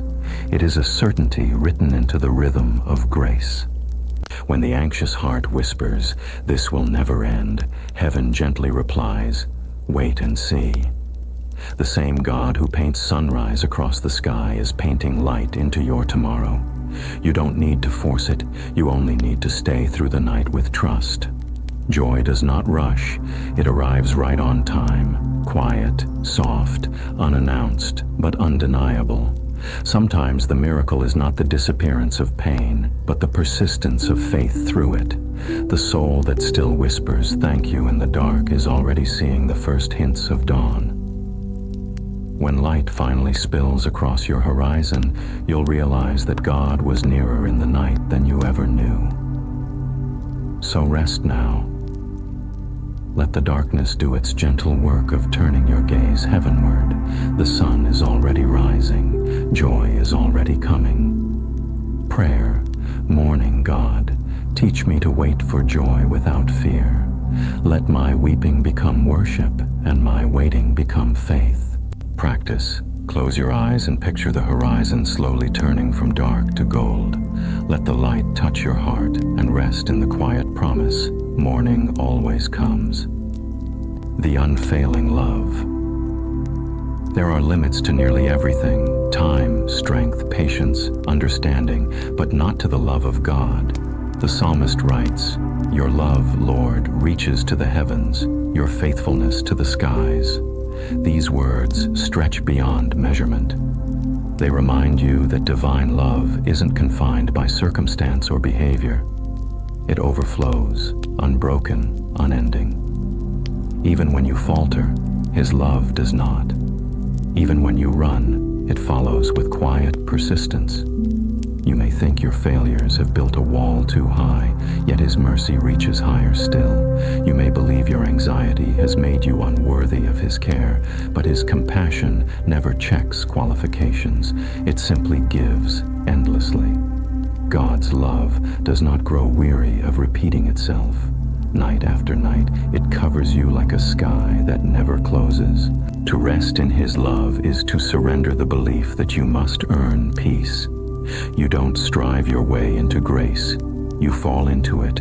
When you lie awake rehearsing regrets or fearing tomorrow, remember, you are already surrounded by the infinite. His mercy stretches farther than your thoughts can wander. His patience outlasts every question you haven't dared to ask. This love does not merely tolerate your weakness, it treasures you within it. It's the kind of love that kneels to wash feet, that forgives before you speak, that waits without leaving. Every heartbeat tonight is a rhythm kept alive by that same faithfulness. Nothing in you, no shame, no doubt, no distance can silence it. So stop trying to measure the immeasurable. Let His love be the ceiling above your worries and the ground beneath your rest. When the night feels heavy, know that you are lying beneath a love that has never failed and never will. Prayer. Father, let me fall asleep inside your mercy. Let your unfailing love wrap around the fragile parts of me and hold me steady through the night. Practice. Whisper 3 times. Your love never fails, until the words become more than sound. They become the lullaby of your spirit, cradling you in peace. Rest in His shadow. There is a kind of rest that doesn't come from sleep, but from surrender. The kind that happens when you finally stop fighting the storm and realize you are already covered. Whoever dwells in the shelter of the Most High will rest in the shadow of the Almighty. It's not the absence of trouble that brings peace, it's the nearness of His presence. The world may tremble, but His shadow remains steady, wide enough to hold your fear, strong enough to silence it. Anxiety often grows in the heat of what we cannot control. The mind races, the heart tightens, and peace feels like a distant country. But when you step beneath His shadow, you enter the quiet of divine protection. It's the same shade that cooled Elijah in the desert, the same covering that led Israel through wilderness fire and cloud. That shadow isn't dark, it's holy light softened, a reminder that His power doesn't always strike with thunder. Sometimes it comforts like shade at noon. To dwell there means more than to visit. It means choosing, moment by moment, to stay near. You don't have to run from fear, just draw closer to the one who isn't afraid. When your thoughts spiral, picture His wings spread wide, the air beneath them calm and still. Let the noise of worry fade like wind outside the tent of His peace. Even shadows have meaning when they belong to the Almighty.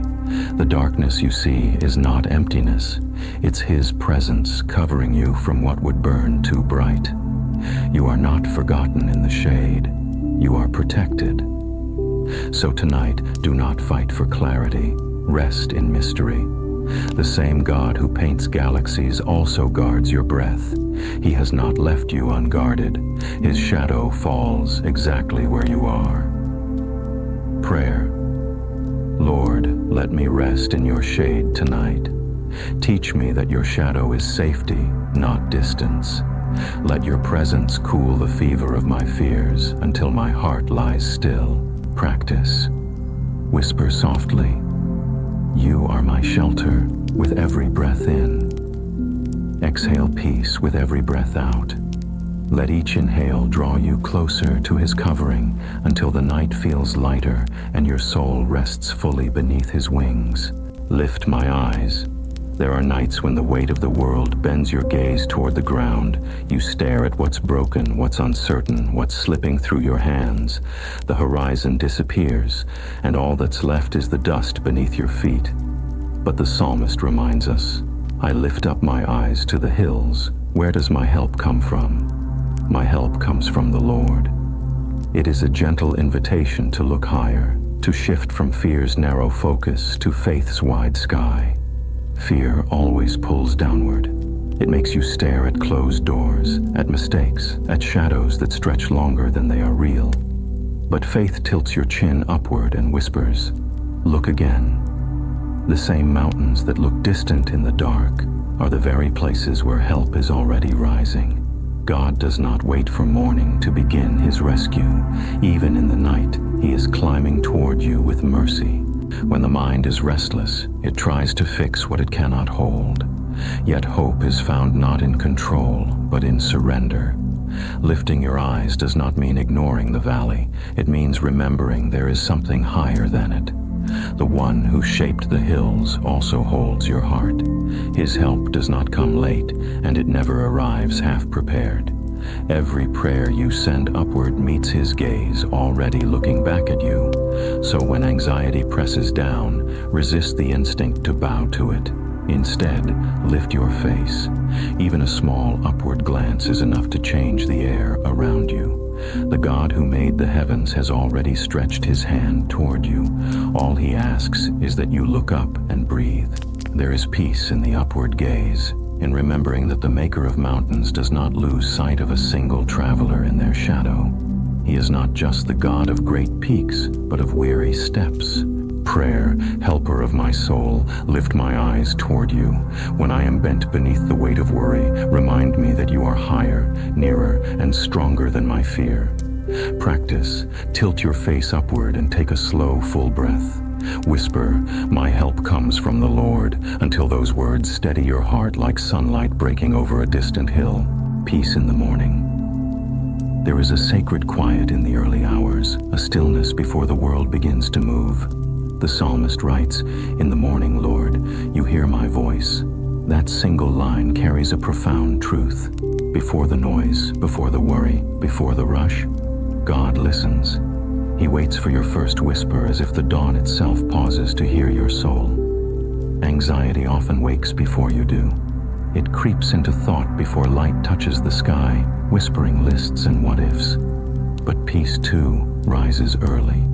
It waits gently at the edge of your bed, ready to meet you if you reach for it first. When you begin your day with gratitude instead of fear, your spirit steps into rhythm with grace instead of panic. The first words you speak shape the soil of your day. Let them be prayer, not pressure. The morning has always been holy ground for renewal. In the soft gold of dawn, God rewrites what the night tried to erase. The same light that touches mountains falls quietly upon your heart, reminding you that the one who watched over you while you slept has not changed with the sunrise. His mercies are new, his patience unspent, his faithfulness awake before you are. When your mind races ahead, breathe and remember, peace is not found by mastering the day. It is found by meeting its giver. Lift your eyes to the light breaking through the window. Every ray is a small sermon saying, "You have made it through the night. You are still held. You are still loved." Let the morning become your altar. Speak softly into the quiet. This morning belongs to you. It is a declaration of surrender, not defeat. The moment you offer the dawn back to him, anxiety begins to lose its grip. Prayer. Lord, meet me at sunrise with your calm. Teach me to welcome the morning, not with worry, but with wonder, believing that every new light carries your peace. Practice. Before rising tomorrow, keep your eyes closed for a moment. Breathe in slowly and whisper, "This morning belongs to you." Let that be the first sound of your day, the sound of peace returning. God in the night watch. There are hours when the darkness feels longer than it should, when the world is asleep, but your thoughts are wide awake. The psalmist understood this and wrote, "On my bed I remember you. I think of you through the watches of the night." What if sleeplessness is not punishment, but invitation? The still hours of the night are not empty. They are sacred space where God keeps vigil beside you. When you cannot rest, he does not leave. His presence fills the quiet, steady as the rhythm of your heartbeat. Every sigh you release is heard. Every thought that circles without resolution is gently held. God does not tire of your company. The same one who guarded Israel neither slumbers nor sleeps. When your mind replays fears or regrets, He listens without judgment, whispering peace into the cracks of your worry. The night can feel lonely, yet it is often where the soul learns to listen. In daylight, the noise of tasks and voices drowns out the whisper of grace, but in darkness, His voice softens and grows near. The silence that once felt heavy becomes a sanctuary, a place where prayer is not spoken, but breathed. Rest does not always mean unconsciousness. Sometimes it means knowing you are safe even while awake. There is peace in remembering that while you toss and turn, heaven keeps watch. The same God who painted constellations also counts your breaths. He does not measure you by your sleep, but by your trust. So when sleep escapes you, do not fight the night. Let it become a time of quiet worship, a slow, gentle remembering that you are never alone. Prayer. Lord, sit beside my restlessness and turn it into worship. Let every sleepless hour be filled with your presence, every anxious thought replaced by trust. Watch over me until morning light finds me resting in you. Practice.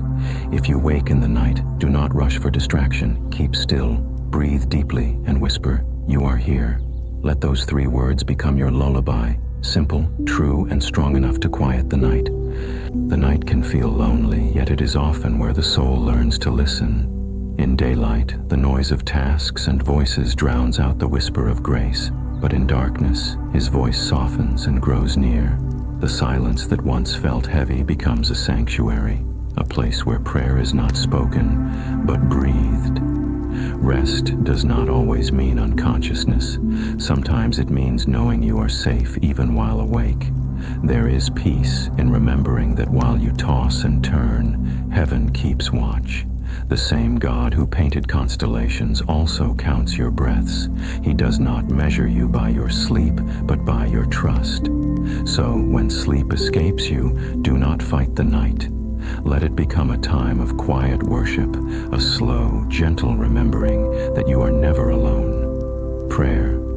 Lord, sit beside my restlessness and turn it into worship. Let every sleepless hour be filled with your presence, every anxious thought replaced by trust. Watch over me until morning light finds me resting in you. Practice. If you wake in the night, do not rush for distraction. Keep still, breathe deeply, and whisper, "You are here." Let those 3 words become your lullaby, simple, true, and strong enough to quiet the night. A heart at peace. True peace is not found in dominance or defense. It is born in surrender. The psalmist writes, "The meek will inherit the land and enjoy peace and prosperity." The world often mistakes meekness for weakness, but in God's kingdom, it is the quiet strength of trust. Meekness is power under control, courage without cruelty, confidence without arrogance. It is the posture of a heart that no longer wrestles for control because it knows who truly reigns. A peaceful heart is not passive, it is anchored. It does not avoid storms but remains steady within them.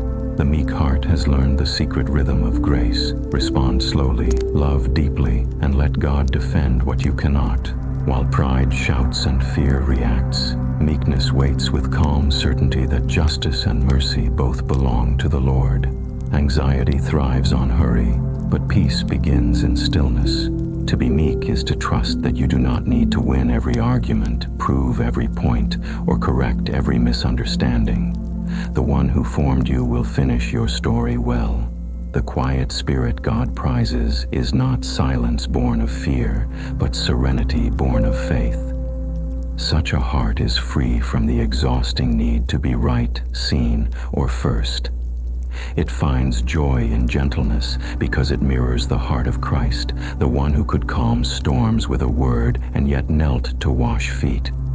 When conflict comes, the meek do not collapse. They pause. They breathe mercy first, letting heaven fill the space where anger wants to rise. That pause is not weakness, it is worship. It says, Lord, you are greater than this moment. Prayer. God, quiet my spirit and give me a meek heart. Teach me to meet every tension with grace, every challenge with calm, every word with gentleness. Let peace, not pride, be my defense. Practice. When conflict stirs, pause before reacting. Feel your breath return and silently pray. Breathe through me, Lord. Let that moment of surrender become the doorway where anxiety ends and peace begins. My times are in your hands. There is a quiet freedom that comes when you stop wrestling with time. The psalmist declares, my times are in your hands, a confession that loosens the grip of anxiety and restores the rhythm of trust. We spend so much of life fearing we are behind, that we've missed something, that others are moving faster, doing better, reaching further. But peace begins where comparison ends, when you remember that your life unfolds in the hands of one who is never rushed and never late.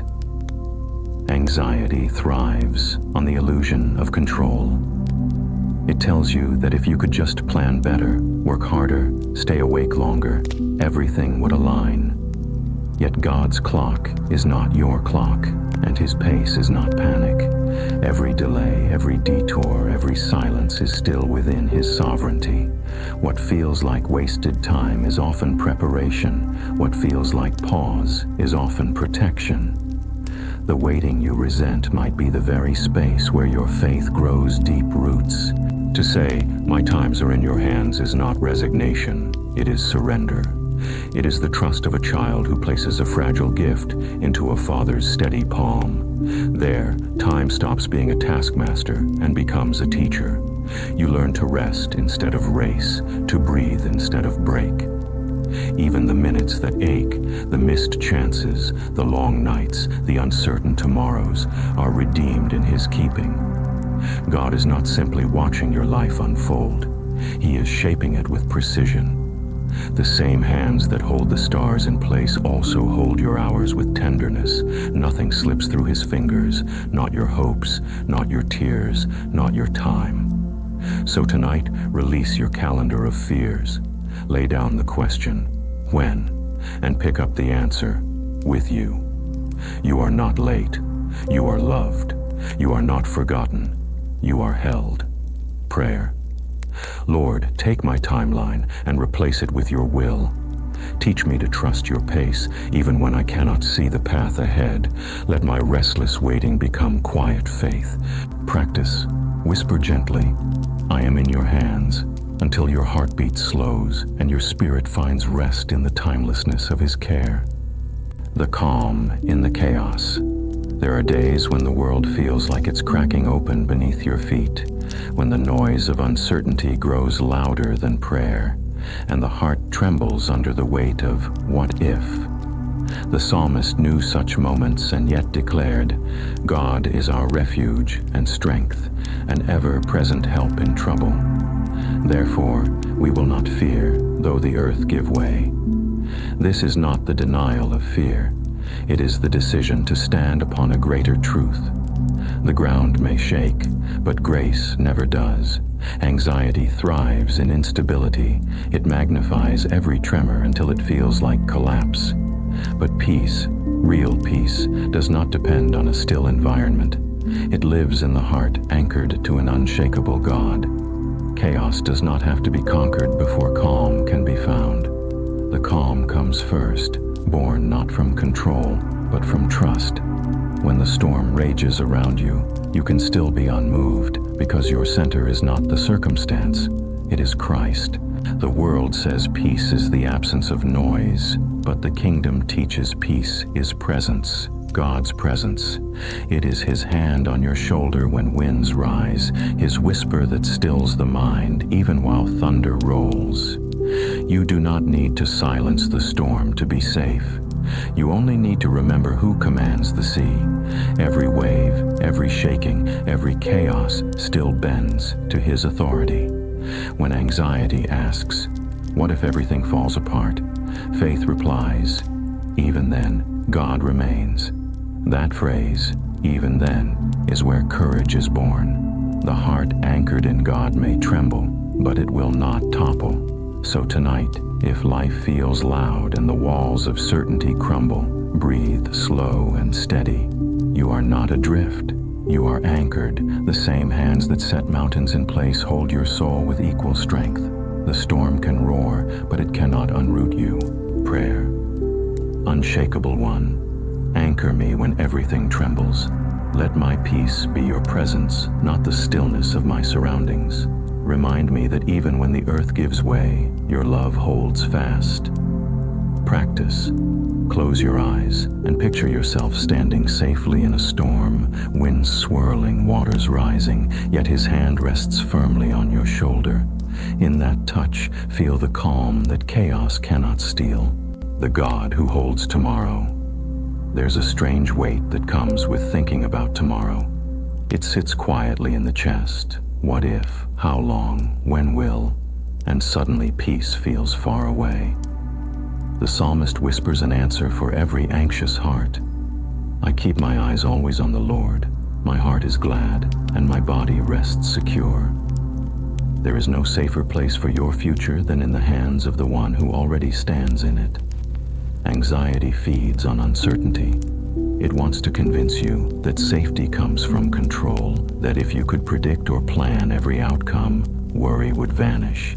But peace doesn't come from knowing, it comes from trusting. The same God who authored yesterday and sustains today has already written tomorrow. You don't need to see the full map when you know who holds the compass. The truth is, tomorrow is not your burden to carry. It's his promise to fulfill. You are not responsible for holding it together. You are responsible only for keeping your eyes on him.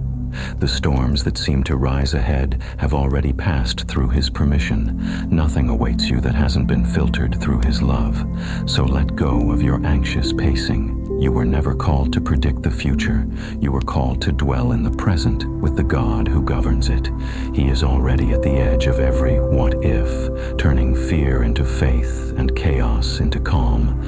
Every minute that waits beyond midnight is already known, already protected, already covered by grace. You can sleep tonight because he does not. You can breathe because he is not shaken. Tomorrow is not a test of your strength. It's another stage for his faithfulness. Prayer, Lord of tomorrow, teach me to rest in today. Help me to release what I cannot control and trust what you have already prepared. Let your presence be my confidence, not my plans. Practice. As you close your eyes, breathe deeply and whisper, "You're already in my tomorrow." Let that truth settle like a blanket over your thoughts, softening fear into peace. The future is not far away. It is safely held in his hands. The quiet hope. Hope rarely enters with noise. It does not demand attention or burst through the door like triumph. It often comes quietly, like the faint light before dawn, like the slow breath that steadies a trembling heart. The psalmist understood this when he wrote, "Yes, my soul, find rest in God. My hope comes from him. Truly, he is my rock and my salvation." In these words lies a still confidence, a peace that grows not from answers, but from assurance. Anxiety thrives in unfinished stories. It takes the silence between God's promises and their fulfillment and fills it with fear. It whispers, "It's over." But faith, patient and gentle, replies, "It's not finished." That small difference changes everything. Hope does not deny pain. It looks through it. It does not ignore the storm. It trusts that the wind still obeys his voice.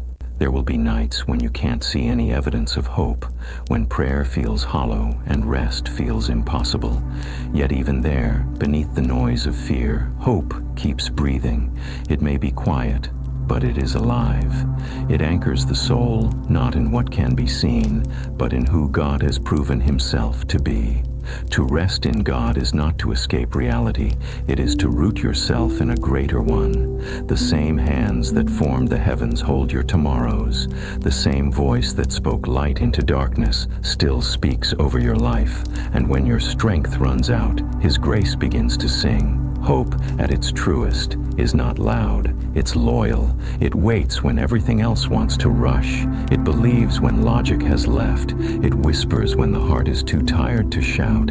In that stillness, faith grows deep roots, and peace quietly returns.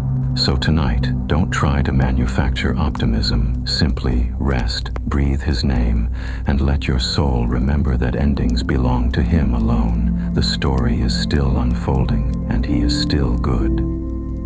Prayer. Lord, renew my hope when strength runs out. Remind me that even when I cannot see the outcome, You are still writing the story. Let Your calm fill the spaces where I once feared. Practice. Before sleep, write one quiet hope in a journal. It doesn't have to be big, just honest. Then close the page and let that small seed be your prayer for tonight. The Lord of Peace, Himself. Peace is not the reward for a quiet life. It is the gift of a present God. The psalmist declares, "The Lord gives strength to His people. The Lord blesses His people with peace." This is not poetic comfort, it is divine reality. Peace is not found by escaping noise or solving every problem. It is found in the one who stands unshaken at the center of it all. When storms rise within you, remember, He doesn't just bring peace, He is peace. His presence does not wait for circumstances to settle before entering. It enters and settles them. The Lord of Peace Himself walks into every anxious moment like light breaking through fog. Where His presence dwells, fear loses language. Anxiety often speaks first, loud and persuasive. It tells you the world is spinning too fast, that control is slipping, that tomorrow will collapse under its own weight. But the voice of God answers not with argument, but with presence. He whispers into the noise, "Peace, be still," and suddenly the very place that frightened you becomes the ground where faith stands stronger. True peace is not passive. It is powerful. It doesn't numb the soul. It strengthens it. It quiets not by removing life's storms, but by revealing who commands them. The same God who calmed the raging sea still calms the restless mind. Every wave that once frightened the disciples now bows beneath His feet, and so does every anxious thought that tries to rise against you. This peace is not fragile. It doesn't depend on results, progress, or perfection. It flows from relationship, from knowing you are safe, known, and loved in the unchanging heart of God. When you rest in Him, peace is not something you chase. It is something that finds you. So tonight, when worry tries to reclaim your attention, let your heart return to this truth. You are not standing alone. The Lord of Peace Himself stands beside you, and His calm is stronger than your chaos. Prayer. Prince of Peace, speak your calm over me. Let your voice quiet the waves inside my heart. Remind me that your presence is my refuge, and your peace my inheritance.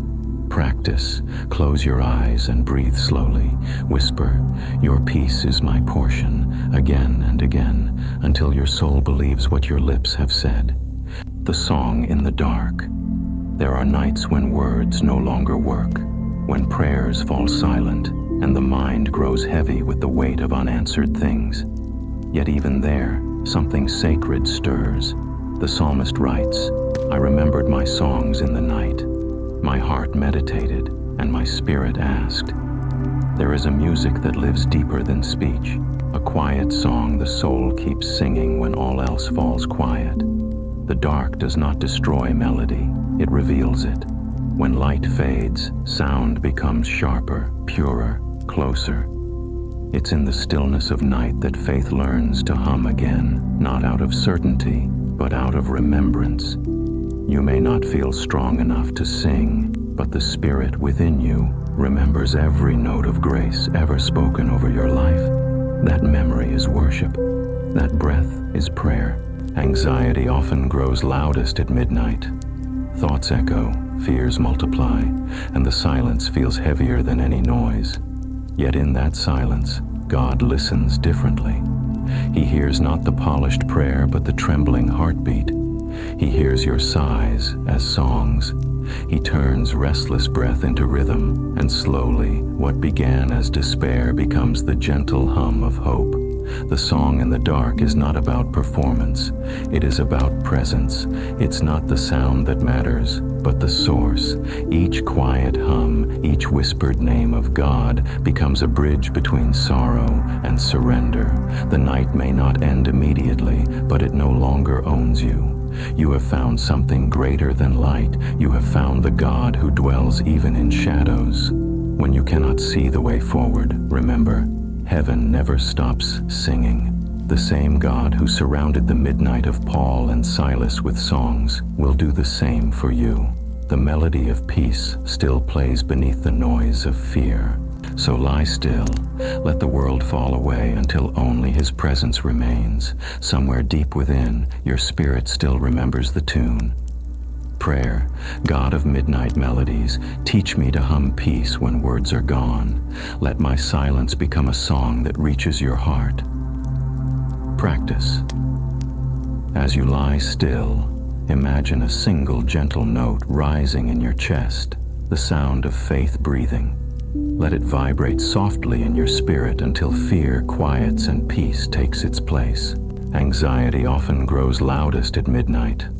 Thoughts echo, fears multiply, and the silence feels heavier than any noise. Yet in that silence, God listens differently.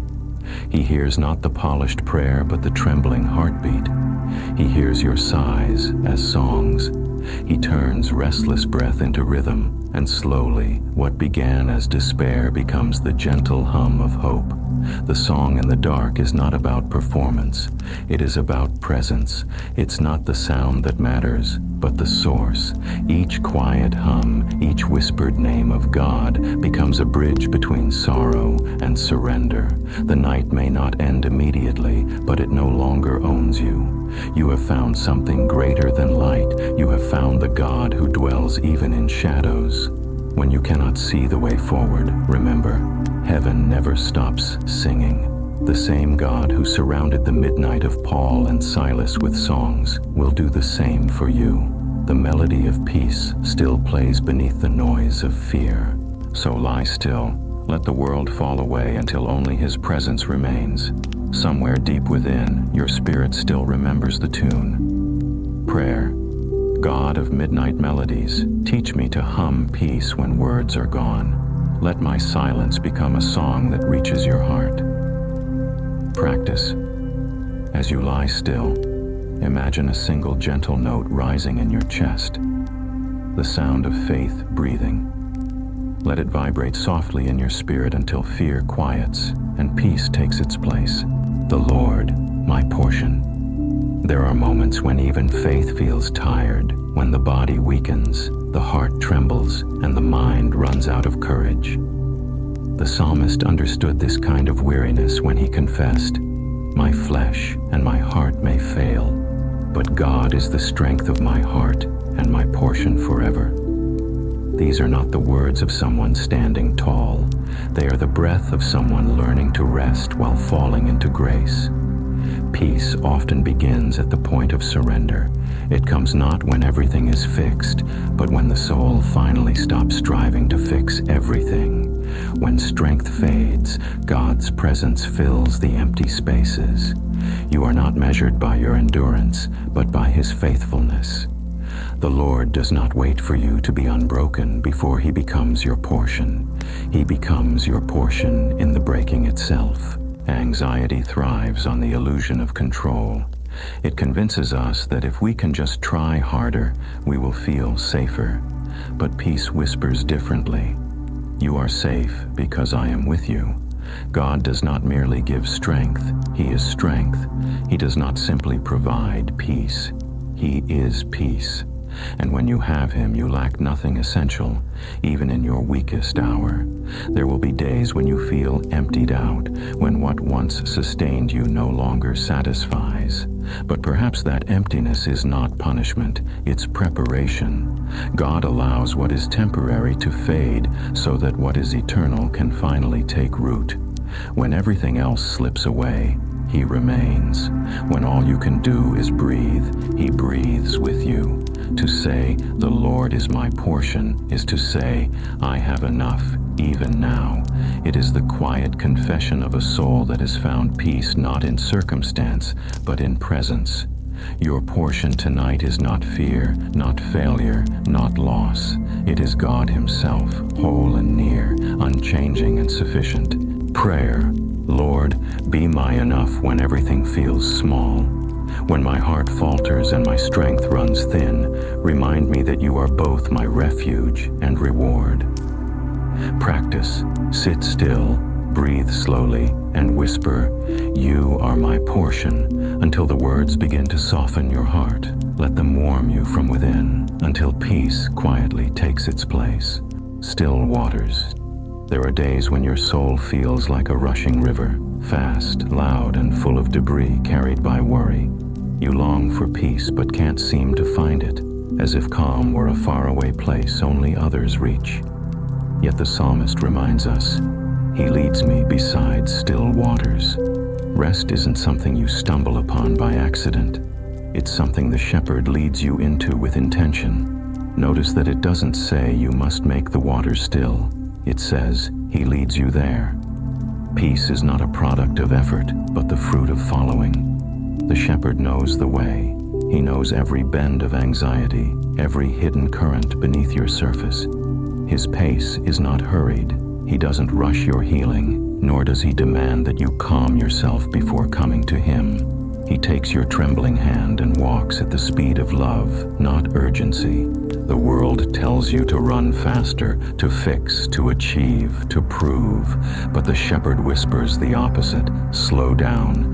His still waters are not stagnant. They are alive with quiet renewal. Beneath the surface, grace moves unseen, softening the hardened soil of your heart. You do not have to fight the flow. You simply have to follow.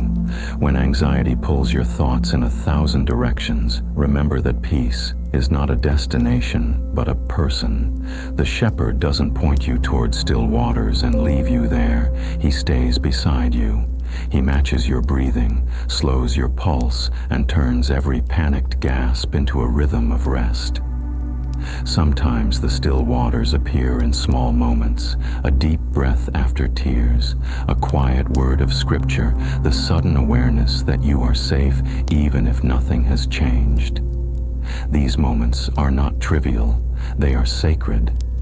They remind you that the shepherd is closer than your fear, and his calm is stronger than your chaos. Prayer: shepherd of peace, slow me down to match your steps. Lead me away from rushing thoughts and restless striving until I find stillness in your presence. Practice: close your eyes and picture a gentle stream winding through a green valley. With each inhale, let its calm flow through you. With each exhale, release your restlessness into the water. Let peace carry it away. Guard my heart. There are nights when your mind runs faster than your spirit can follow. Thoughts rush in. Unfinished conversations, regrets, worries, what-ifs, each one louder than the last. You try to rest, but your heart keeps working long after the day has ended. It is in these moments that the psalmist's prayer becomes an anchor. May the words of my mouth and the meditation of my heart be pleasing to you, Lord. This is not just a verse, it's a gentle realignment, a way of bringing your inner world back into harmony with God's quiet wisdom. An anxious heart often speaks before it breathes. It reacts, defends, replays every possibility in an attempt to feel safe. But peace is not found in analyzing everything. It's found in surrendering what you cannot control. When your words grow sharp or your thoughts spiral, that's the moment to pause and whisper, "God, reign here." The aim is not to silence your mind, but to let His presence govern it, to let love become the filter through which every thought must pass. When the Lord guards your heart, He doesn't build walls, He builds stillness. His protection doesn't shut the world out, it invites His peace in. The Spirit becomes like a quiet gatekeeper, sorting truth from lies, grace from fear. You learn to speak slower, think softer, and rest sooner. Every word you speak carries weight. Every thought you dwell on shapes your tomorrow. So tonight, release the heavy ones. Let the self-criticism, the silent arguments, the replayed failures all fall away. Replace them with gratitude, even small gratitude. A breath, a roof, a heartbeat. These are quiet prayers that reset the soul. The heart guarded by God becomes a calm river, steady beneath the surface, unshaken by the wind above. And from that calm, your words begin to heal rather than harm, to bless rather than burden. Prayer. God, guard my inner world with your quiet wisdom. Let my thoughts and words flow from peace, not panic. Practice. Place a hand over your heart. Feel its rhythm and say softly, "You reign here." Let that truth steady you until even your thoughts begin to breathe slower, wrapped in divine calm. The Lord upholds me. There is a quiet holiness in the act of lying down to sleep. The world calls it rest, but faith calls it surrender. You close your eyes not because you are in control, but because you trust the one who is. The psalmist wrote, "I lie down and sleep. I wake again because the Lord sustains me." These are not casual words. They are a declaration of faith whispered in the dark. Sleep is not the absence of activity. It is the presence of trust. Every night, you release what you cannot hold. You loosen your grip on worries, unfinished plans, and silent fears. You give them to the God who never slumbers. While you rest, He watches. While you sleep, He sustains. The rising of the sun tomorrow will not be random. It will be grace, a quiet reminder that you were kept through hours you never saw. Anxiety often protests against rest. It whispers, "What if something happens while I'm not looking?" But peace answers, "God is looking, even when I'm not." The same breath that began your day will carry you through the night, steady and unseen. To lie down in faith is to say, "I trust you with what I can't fix, what I can't predict, and what I can't finish." Sleep is the soul's nightly prayer of dependence. It is a reminder that you were never meant to sustain yourself. You are upheld not by strength, but by grace, not by control, but by love. Even in your most fragile hours, God's hand remains beneath you. He does not forget your heartbeat or lose track of your breath. So tonight, release the need to hold everything together. Let your bed become an altar of trust. Let every exhale be an act of surrender, and every heartbeat a hymn of gratitude. You will wake not by your will, but by His mercy. Light in the darkness. Darkness often arrives quietly through uncertainty, exhaustion, or fear that lingers just beyond what words can reach. It settles in the corners of your thoughts, whispering that the light has gone for good. But the psalmist reminds us, even in darkness, light dawns for the upright. This is not a naive optimism. It is the deep truth that no night lasts forever. The light of God is not absent in the dark. It is already waiting to rise within it. Sometimes you don't see the dawn coming. You only feel its promise. The darkness may feel thick, the silence endless, but the first glow begins in the soul long before the horizon catches it. The God who commands the morning also dwells in the midnight. His light does not depend on the sun. It exists in the unseen, igniting hope where sight fails. Even when you feel lost, you are not lightless. You carry within you the quiet flame of faith, kindled by His presence. There is something sacred about the in-between hours, when fear says you're forgotten but grace whispers that you are held. The Lord does not rush you out of the dark. He joins you there. He teaches your eyes to adjust, to notice the small glimmers, the faint stars of His faithfulness. Every prayer spoken in shadow is heard as clearly as one sung in daylight. Every breath of faith is a spark in His sight. So when you find yourself surrounded by night, do not fight it alone. Instead, open your soul to the possibility that light still lives here. Hope is not postponed. It glows quietly beneath despair, waiting for you to notice. One candle, one verse, one whisper of prayer. That's where dawn begins. Prayer. Light of the world, let my night remember your dawn. Be the glow within my shadows and the warmth that steadies my heart. Practice. Picture a single candle being lit in a silent room. Watch the flame flicker, soft and steady. Let it represent your faith, small perhaps, but enough. In its glow, feel the darkness soften, knowing that even here, light still wins. Safe in His hands. There is a quiet courage in the words, "My times are in your hands." They do not belong to chance, to fate, or to fear. They belong to God. Every anxious thought about tomorrow, every question about what could go wrong, already sits securely in the palm of His timeless care. You are not running out of time. You are resting within it. The clock that feels like it's racing against you is actually ticking in rhythm with His will. Anxiety thrives in the illusion of control, the thought that if you could just do more, plan more, or think harder, you could keep everything from falling apart. But the safest hands are not your own. You were never meant to grip your life so tightly. Trust doesn't mean giving up. It means giving over to the one who knows beginnings and endings all at once. The God who formed galaxies does not mismanage minutes. When the waiting feels unbearable, remember this: His timing is not slow, it's perfect. The pauses, the detours, the unanswered prayers are not punishment. They are preparation. Sometimes He delays not because He has forgotten you, but because He's building something greater than what you're asking for. Trusting Him means believing that even when you cannot see progress, you are still moving within His purpose. Each day you are held by unseen mercy.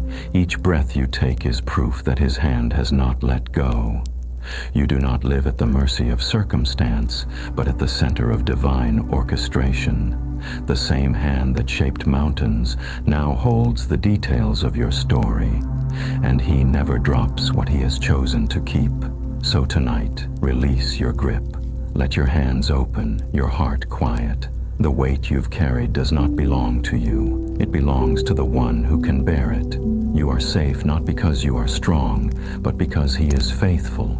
Prayer. I trust your timing more than my fear. Take my racing heart and match it to the rhythm of your grace. Practice. Lay your hands open on your chest and whisper slowly, "My time is yours." Feel your heartbeat settle beneath that truth, every moment safely held. Deliver me from fear. Fear has a voice that knows how to shout.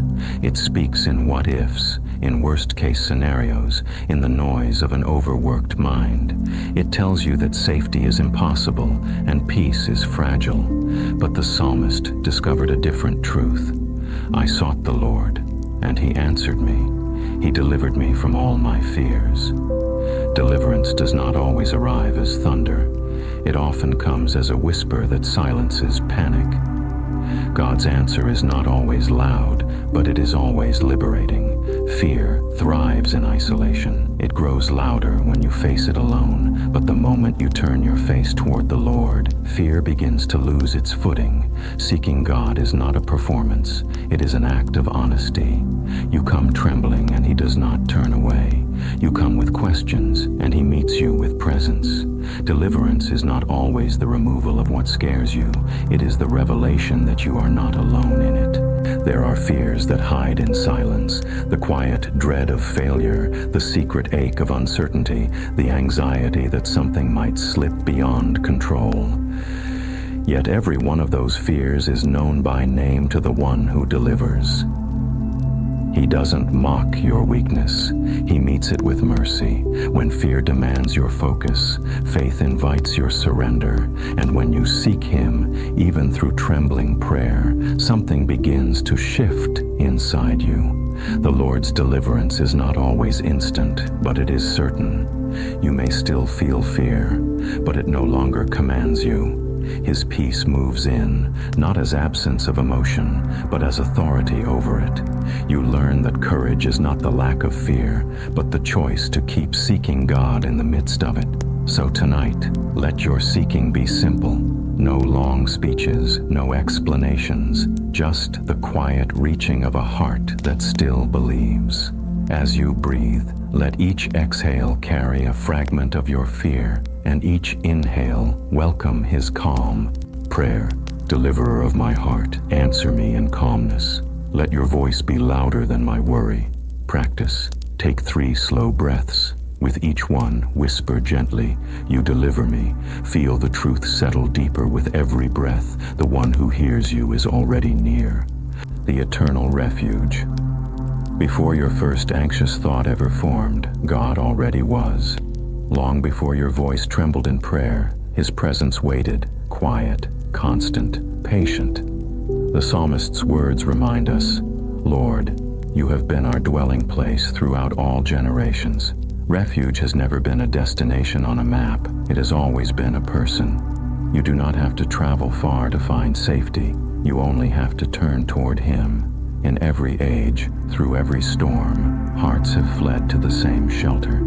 Generations have changed, kingdoms have risen and fallen, but God's presence has remained the same. He is the home no disaster can destroy, the fortress no time can crumble. When anxiety tells you that everything is uncertain, remember this: He is not. Before you were born, He was already your dwelling place. After you are gone, He will still be faithful. The eternity of His presence means that nothing, no season, no loss, no fear can outlast His love. Refuge in Him is not escape, it is endurance. To dwell in His presence does not mean you never face trouble, but that trouble never faces you alone. His constancy steadies your fragile heart when the world spins too fast. You may move through many places, but the soul that abides in God is never homeless. When anxiety knocks, it tells you to build stronger walls around your life. But God invites you to step into His instead. His peace is the roof that shelters your thoughts, His grace the floor that steadies your steps, His faithfulness the walls that keep your heart safe. You are not asked to hold it all together, only to rest in the one who already does. So tonight, stop trying to find safety in tomorrow's plans or yesterday's regrets. Your true dwelling is not built by your hands. It is eternal, unseen, but profoundly real. Let your weary spirit come home. Prayer. Everlasting Father, make me at home in You. When the world feels temporary, remind me that You never change. Practice. Close your eyes and picture yourself stepping into His arms. Let every tension drop away. Breathe slowly, and as you exhale, feel the steady warmth of His presence saying softly, You are home. The morning faithfulness. The rhythm of the soul begins and ends with remembrance. Morning brings love. Night brings reflection. The psalmist declares, It is good to proclaim Your love in the morning and Your faithfulness at night. These are not just words, they are a pattern for peace. Gratitude at dusk becomes the bridge between a weary day and restful sleep. When anxiety lingers, thanksgiving speaks louder. What God has done in daylight becomes the pillow for your midnight thoughts. Morning love and evening faithfulness, they form the heartbeat of trust. Each sunrise whispers, He began again with you. Each sunset replies, He never stopped. Even when your day feels small or scattered, His love remains consistent, painting unseen blessings across the hours. There were mercies today you didn't notice, the breath that came easily, the kindness that arrived unannounced, the strength that met you in your weakest moment. They were his fingerprints all along. Night is not the absence of his presence. It is the canvas where his faithfulness glows quietly. While you rest, he works. While you sleep, he sustains. The peace you crave is not earned, it's remembered. When the world grows silent and thoughts try to rush in, turn instead to gratitude. Let it become your lullaby. Count not your worries, but your mercies. They will outnumber the fears if you only begin to speak them aloud. Faithfulness is not a story of perfection, it's the story of persistence. God never withdraws his hand, even when you've let go of his. Every morning, he starts with mercy. Every night, he ends with grace. Between the two, your life is held. So tonight, before you close your eyes, let your final act of faith be thanksgiving. Recall 3 small evidences of his love: 1 smile, 1 breath, 1 answered prayer you almost missed. Let your mind settle there. Gratitude is the gateway to peace, and peace is the gift of those who remember. Prayer. Thank you, Lord, for faithfulness that never sleeps. As I rest, keep my mind on what you have already done. Practice. Whisper 3 blessings from today that prove his love, and rest there. Let his past goodness guard your night and prepare your morning. The Lord is near. There are moments when words fail, when the weight inside your chest feels too heavy for prayer. In those quiet, breaking places, the psalmist reminds you, the Lord is close to the brokenhearted and saves those who are crushed in spirit. You don't need to search for him tonight. He's already there, sitting beside the ache, listening to what silence is trying to say. His nearness is not a reward for the strong. It is a refuge for the weary. When life unravels and you can't hold yourself together, God does not wait for you to rebuild first. He enters the ruins. He kneels in the dust of your sorrow and begins to breathe life where breath once trembled. The world says you must rise before you are seen, but heaven says you are seen because you have fallen. Brokenness does not repel God, it draws him near. He is not a distant observer of pain. He is its quiet companion. There is a tenderness in the way God approaches the crushed spirit. He doesn't shout solutions from afar. He whispers comfort from within. The same hands that shaped the stars now cup your trembling soul, reminding you that even in your lowest moment, you are not forgotten. When tears slide down your face, he counts each one, not as weakness, but as worship. The nearness of God is the balm that mends without force, the presence that stays long after others have gone. Tonight, you don't have to strive to feel him. Simply breathe and let your exhale become a surrender. The God who holds galaxies still has room for your sigh. The Lord who commands storms to still also calms the storm inside you. His nearness is not measured by feeling, but by faith, a quiet assurance that love has not left. So when your heart feels like glass and every thought trembles, whisper this truth. He is near, not coming, not distant, near. And that nearness changes everything. Prayer. Lord, stay near to my breaking places. Let your gentleness surround what I can't repair. Practice. Breathe slowly, feeling the air move through you as grace itself. Picture his presence wrapping softly around your pain until it begins to rest. My soul waits in silence. There is a kind of silence the world fears, the one without music, without noise, without distraction. But to the soul that knows God, silence is not absence, it is intimacy. The psalmist whispers, "For God alone my soul waits in silence," not waiting for outcomes, not waiting for relief, waiting for him. In the stillness, peace is not found in explanations, but in presence. Anxiety demands noise, but peace grows only in quiet ground. When you stop striving to fill every moment with sound or sense, you begin to notice the gentle rhythm of grace. Silence becomes a sanctuary where your soul can breathe again. You don't need to perform in front of God. You only need to be still long enough to remember that He is already here. The noise of the world says, "Do something." The whisper of God says, "Be still." In silence, fear begins to lose its vocabulary. Every anxious thought that once spoke so loudly suddenly finds no response. The mind, once frantic, begins to soften, and in that quiet space, you discover what the world cannot give, the feeling of being completely seen and completely safe. This silence isn't empty. It's full of presence. It holds weight, warmth, and wonder. It's where God rests His peace over your unrest, like dew on morning grass. Waiting in silence doesn't mean doing nothing. It means trusting everything. It's not a pause of defeat, but a posture of faith. The one who waits in silence does not wait alone. The Almighty fills that space with unseen strength. Every breath becomes a small prayer, every still moment a doorway to deeper awareness.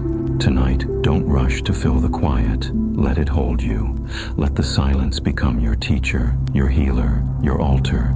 There, in the holy hush, you'll find the presence that speaks louder than words, the peace that needs no explanation. Prayer, teach me, Lord, to rest in the holy quiet, to stop speaking long enough to hear you again. Practice, sit in stillness for 1 minute. No words, no requests, just breathe and be. Let your silence become worship, the kind only peace can understand.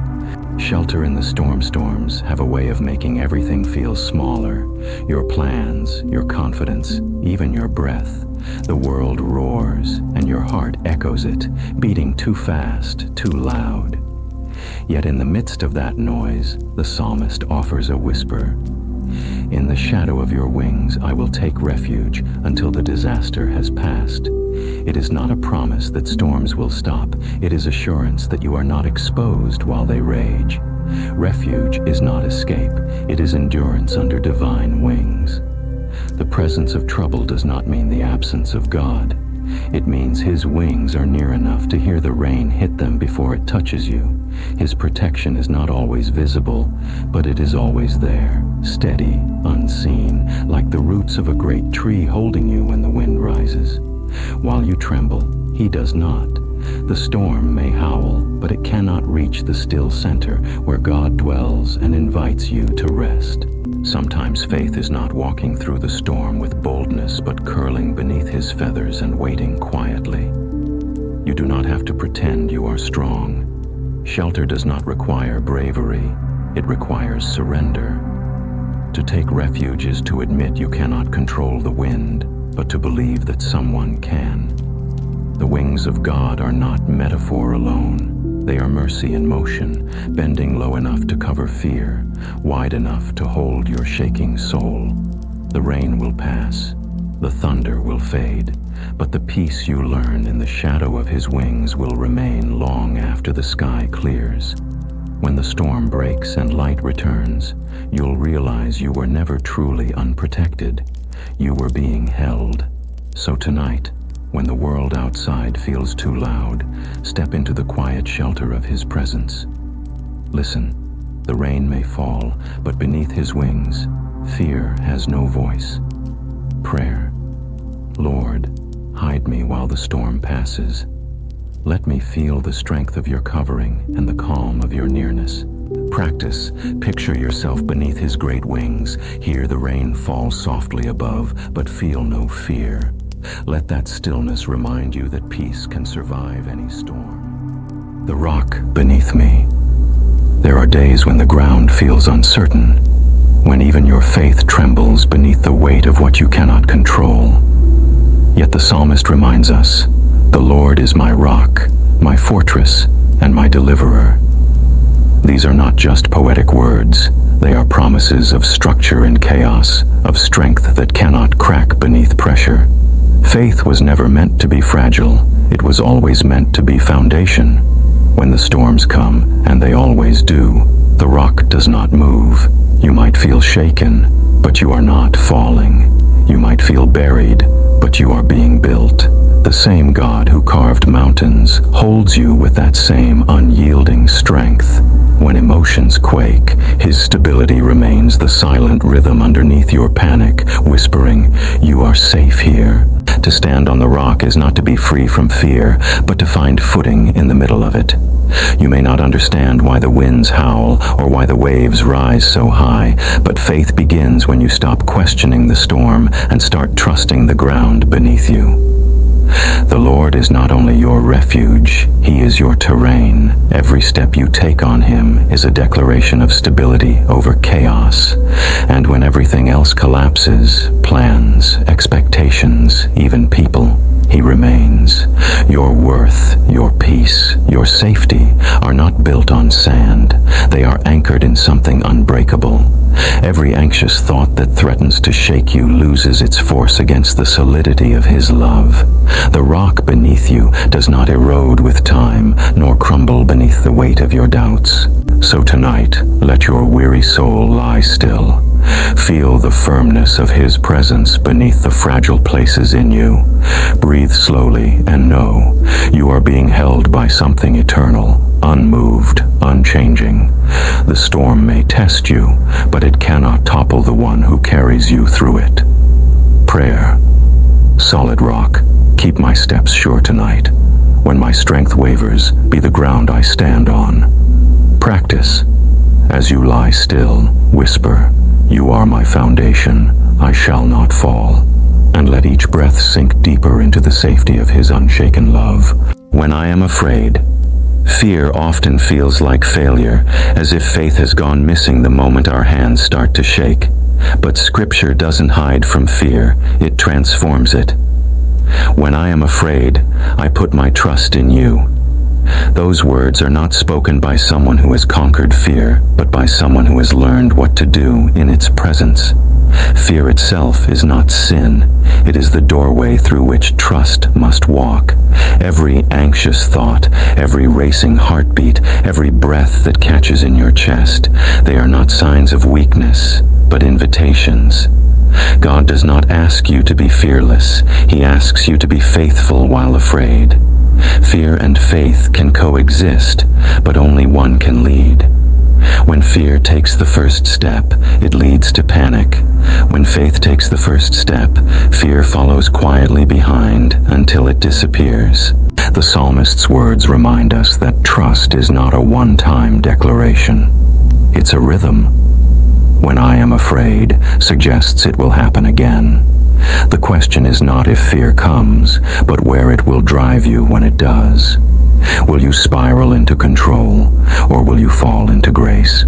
To put your trust in God is to redirect your focus from what shakes you to the one who steadies you. In those trembling moments, prayer does not need eloquence, it only needs honesty. Sometimes all you can say is, "Help me." Sometimes trust sounds like a breath more than a word, and that breath, offered in surrender, is enough to move heaven. The God who counts every tear also hears every heartbeat of fear and turns it into a quiet melody of faith. Tonight, if fear begins to rise, do not fight it alone. Name it and then hand it over. Say softly, "I trust you," again and again, until those words outlast the worry. Fear may start the night, but trust will finish it. Prayer. God, meet me in my trembling and turn it into trust. Let my fear become the rhythm that leads me back to you. Practice. Each time fear rises, breathe out the words, "I trust you." Let your exhale carry your worry away until only peace remains. The psalmist's words remind us that trust is not a one-time declaration. It's a rhythm. When I am afraid suggests it will happen again. The question is not if fear comes, but where it will drive you when it does. Will you spiral into control, or will you fall into grace? To put your trust in God is to redirect your focus from what shakes you to the one who steadies you. In those trembling moments, prayer does not need eloquence, it only needs honesty. Sometimes all you can say is, "Help me." Sometimes trust sounds like a breath more than a word, and that breath, offered in surrender, is enough to move heaven. The God who counts every tear also hears every heartbeat of fear and turns it into a quiet melody of faith. Tonight, if fear begins to rise, do not fight it alone. Name it and then hand it over. Say softly, "I trust you," again and again, until those words outlast the worry. Fear may start the night, but trust will finish it. Prayer. God, meet me in my trembling and turn it into trust. Let my fear become the rhythm that leads me back to you. Practice. Each time fear rises, breathe out the words, "I trust you." Let your exhale carry your worry away until only peace remains. The gentle shepherd. There is a kind of peace that doesn't come from understanding, but from being guided. The psalmist says, "We are his people, the sheep of his pasture." It is a sentence of belonging, quiet and complete. You are not wandering through an endless field of uncertainty. You are being led through it. You are seen, known, and gently guided by one who never loses track of his own. The gentle shepherd does not rush his flock. He walks at the pace of compassion, not urgency. When fear scatters, he gathers. When exhaustion slows your steps, he waits. The world may drive you to hurry and strive, but the shepherd's voice calls you back to calmness. His presence is the pasture, the place where striving ends and peace begins. You don't have to figure out where you're going. You only have to stay close enough to hear his footsteps. Anxiety often tells you that you are alone, that no one notices your trembling. But the shepherd never forgets even one sheep. He counts every sigh, every lost thought, every night you lie awake wondering where peace has gone. And with every sunrise, he whispers your name again, reminding you that he has been beside you all along. Sometimes he leads through soft grass, sometimes through valleys, sometimes through wilderness, but his hand never lets go. Even when you wander, his love does not withdraw, it pursues. His guidance is not harsh correction, but quiet redirection, turning your heart gently toward rest. So tonight, slow your pace. Let the noise fade. Picture yourself walking behind him, the air still, the grass soft under your feet, the shepherd's robe brushing against the earth as he leads you forward. There is no hurry here, no danger, only safety, only belonging. Prayer. Shepherd of my soul, guide me into rest. Let your calm presence lead me away from fear and into peace. Practice. Envision walking through soft grass behind a quiet shepherd, safe, unhurried, content to be led. With each breath whisper, "You are my shepherd, and I am yours." The Lord will fight for you. You were never meant to fight every battle alone. There are moments when your strength runs out, when words fall short, when courage itself feels like sand slipping through your fingers. Yet in those moments, the psalmist reminds us, "Contend, Lord, with those who contend with me." It is not a call for vengeance, but for surrender, to hand over the war within to the one who has never lost a battle. God does not stand on the sidelines of your struggle. He steps between you and what threatens to undo you. His defense is not always dramatic. Sometimes it is quiet, an unexpected calm, a sudden strength, a peace that doesn't make sense. The Lord fights for you not just against enemies you can see, but against fears, lies, and exhaustion that wear your soul thin. You do not need to outshout your storms. You only need to remember that He is already speaking peace over them. Every fear that tells you you must fix this is a call to remember. You are defended. The fight is not yours to win. It is His to finish. When you lay down your weapons of control, worry, and pride, you are not giving up. You are letting God step in. Faith, at its core, is not about being strong. It's about knowing who fights beside you. Sometimes his victory looks like rescue, sometimes it looks like endurance, but it always ends in peace. The same hands that calmed the sea can calm your heart tonight. The same voice that spoke light into the darkness can silence your fear. So rest now. You are surrounded, shielded, and sustained. The battlefield of your mind belongs to Him. Prayer. Lord, be my defender when I cannot defend myself. Contend for me in ways I cannot see, and give me peace in the waiting. Practice. Imagine laying down your weapons, your defenses, your worries, your need to prove, and whisper, "You fight for me." Then breathe as though your heart finally believes it. Everlasting arms. There are nights when faith feels fragile, when your prayers sound like whispers against the wind, and your strength slips through trembling fingers. Yet even there, grace holds you. The psalmist writes, "My soul clings to you, your right hand upholds me." It is not your grip that secures you, but His. You are not hanging on by your own effort. You are being carried by everlasting arms that never tire, never tremble, never let go. We often measure faith by how strong we can hold on, as if God's faithfulness depends on our endurance.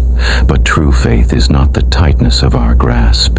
It is the trust that even when we let go, He will not. The strength of salvation has never rested on human hands.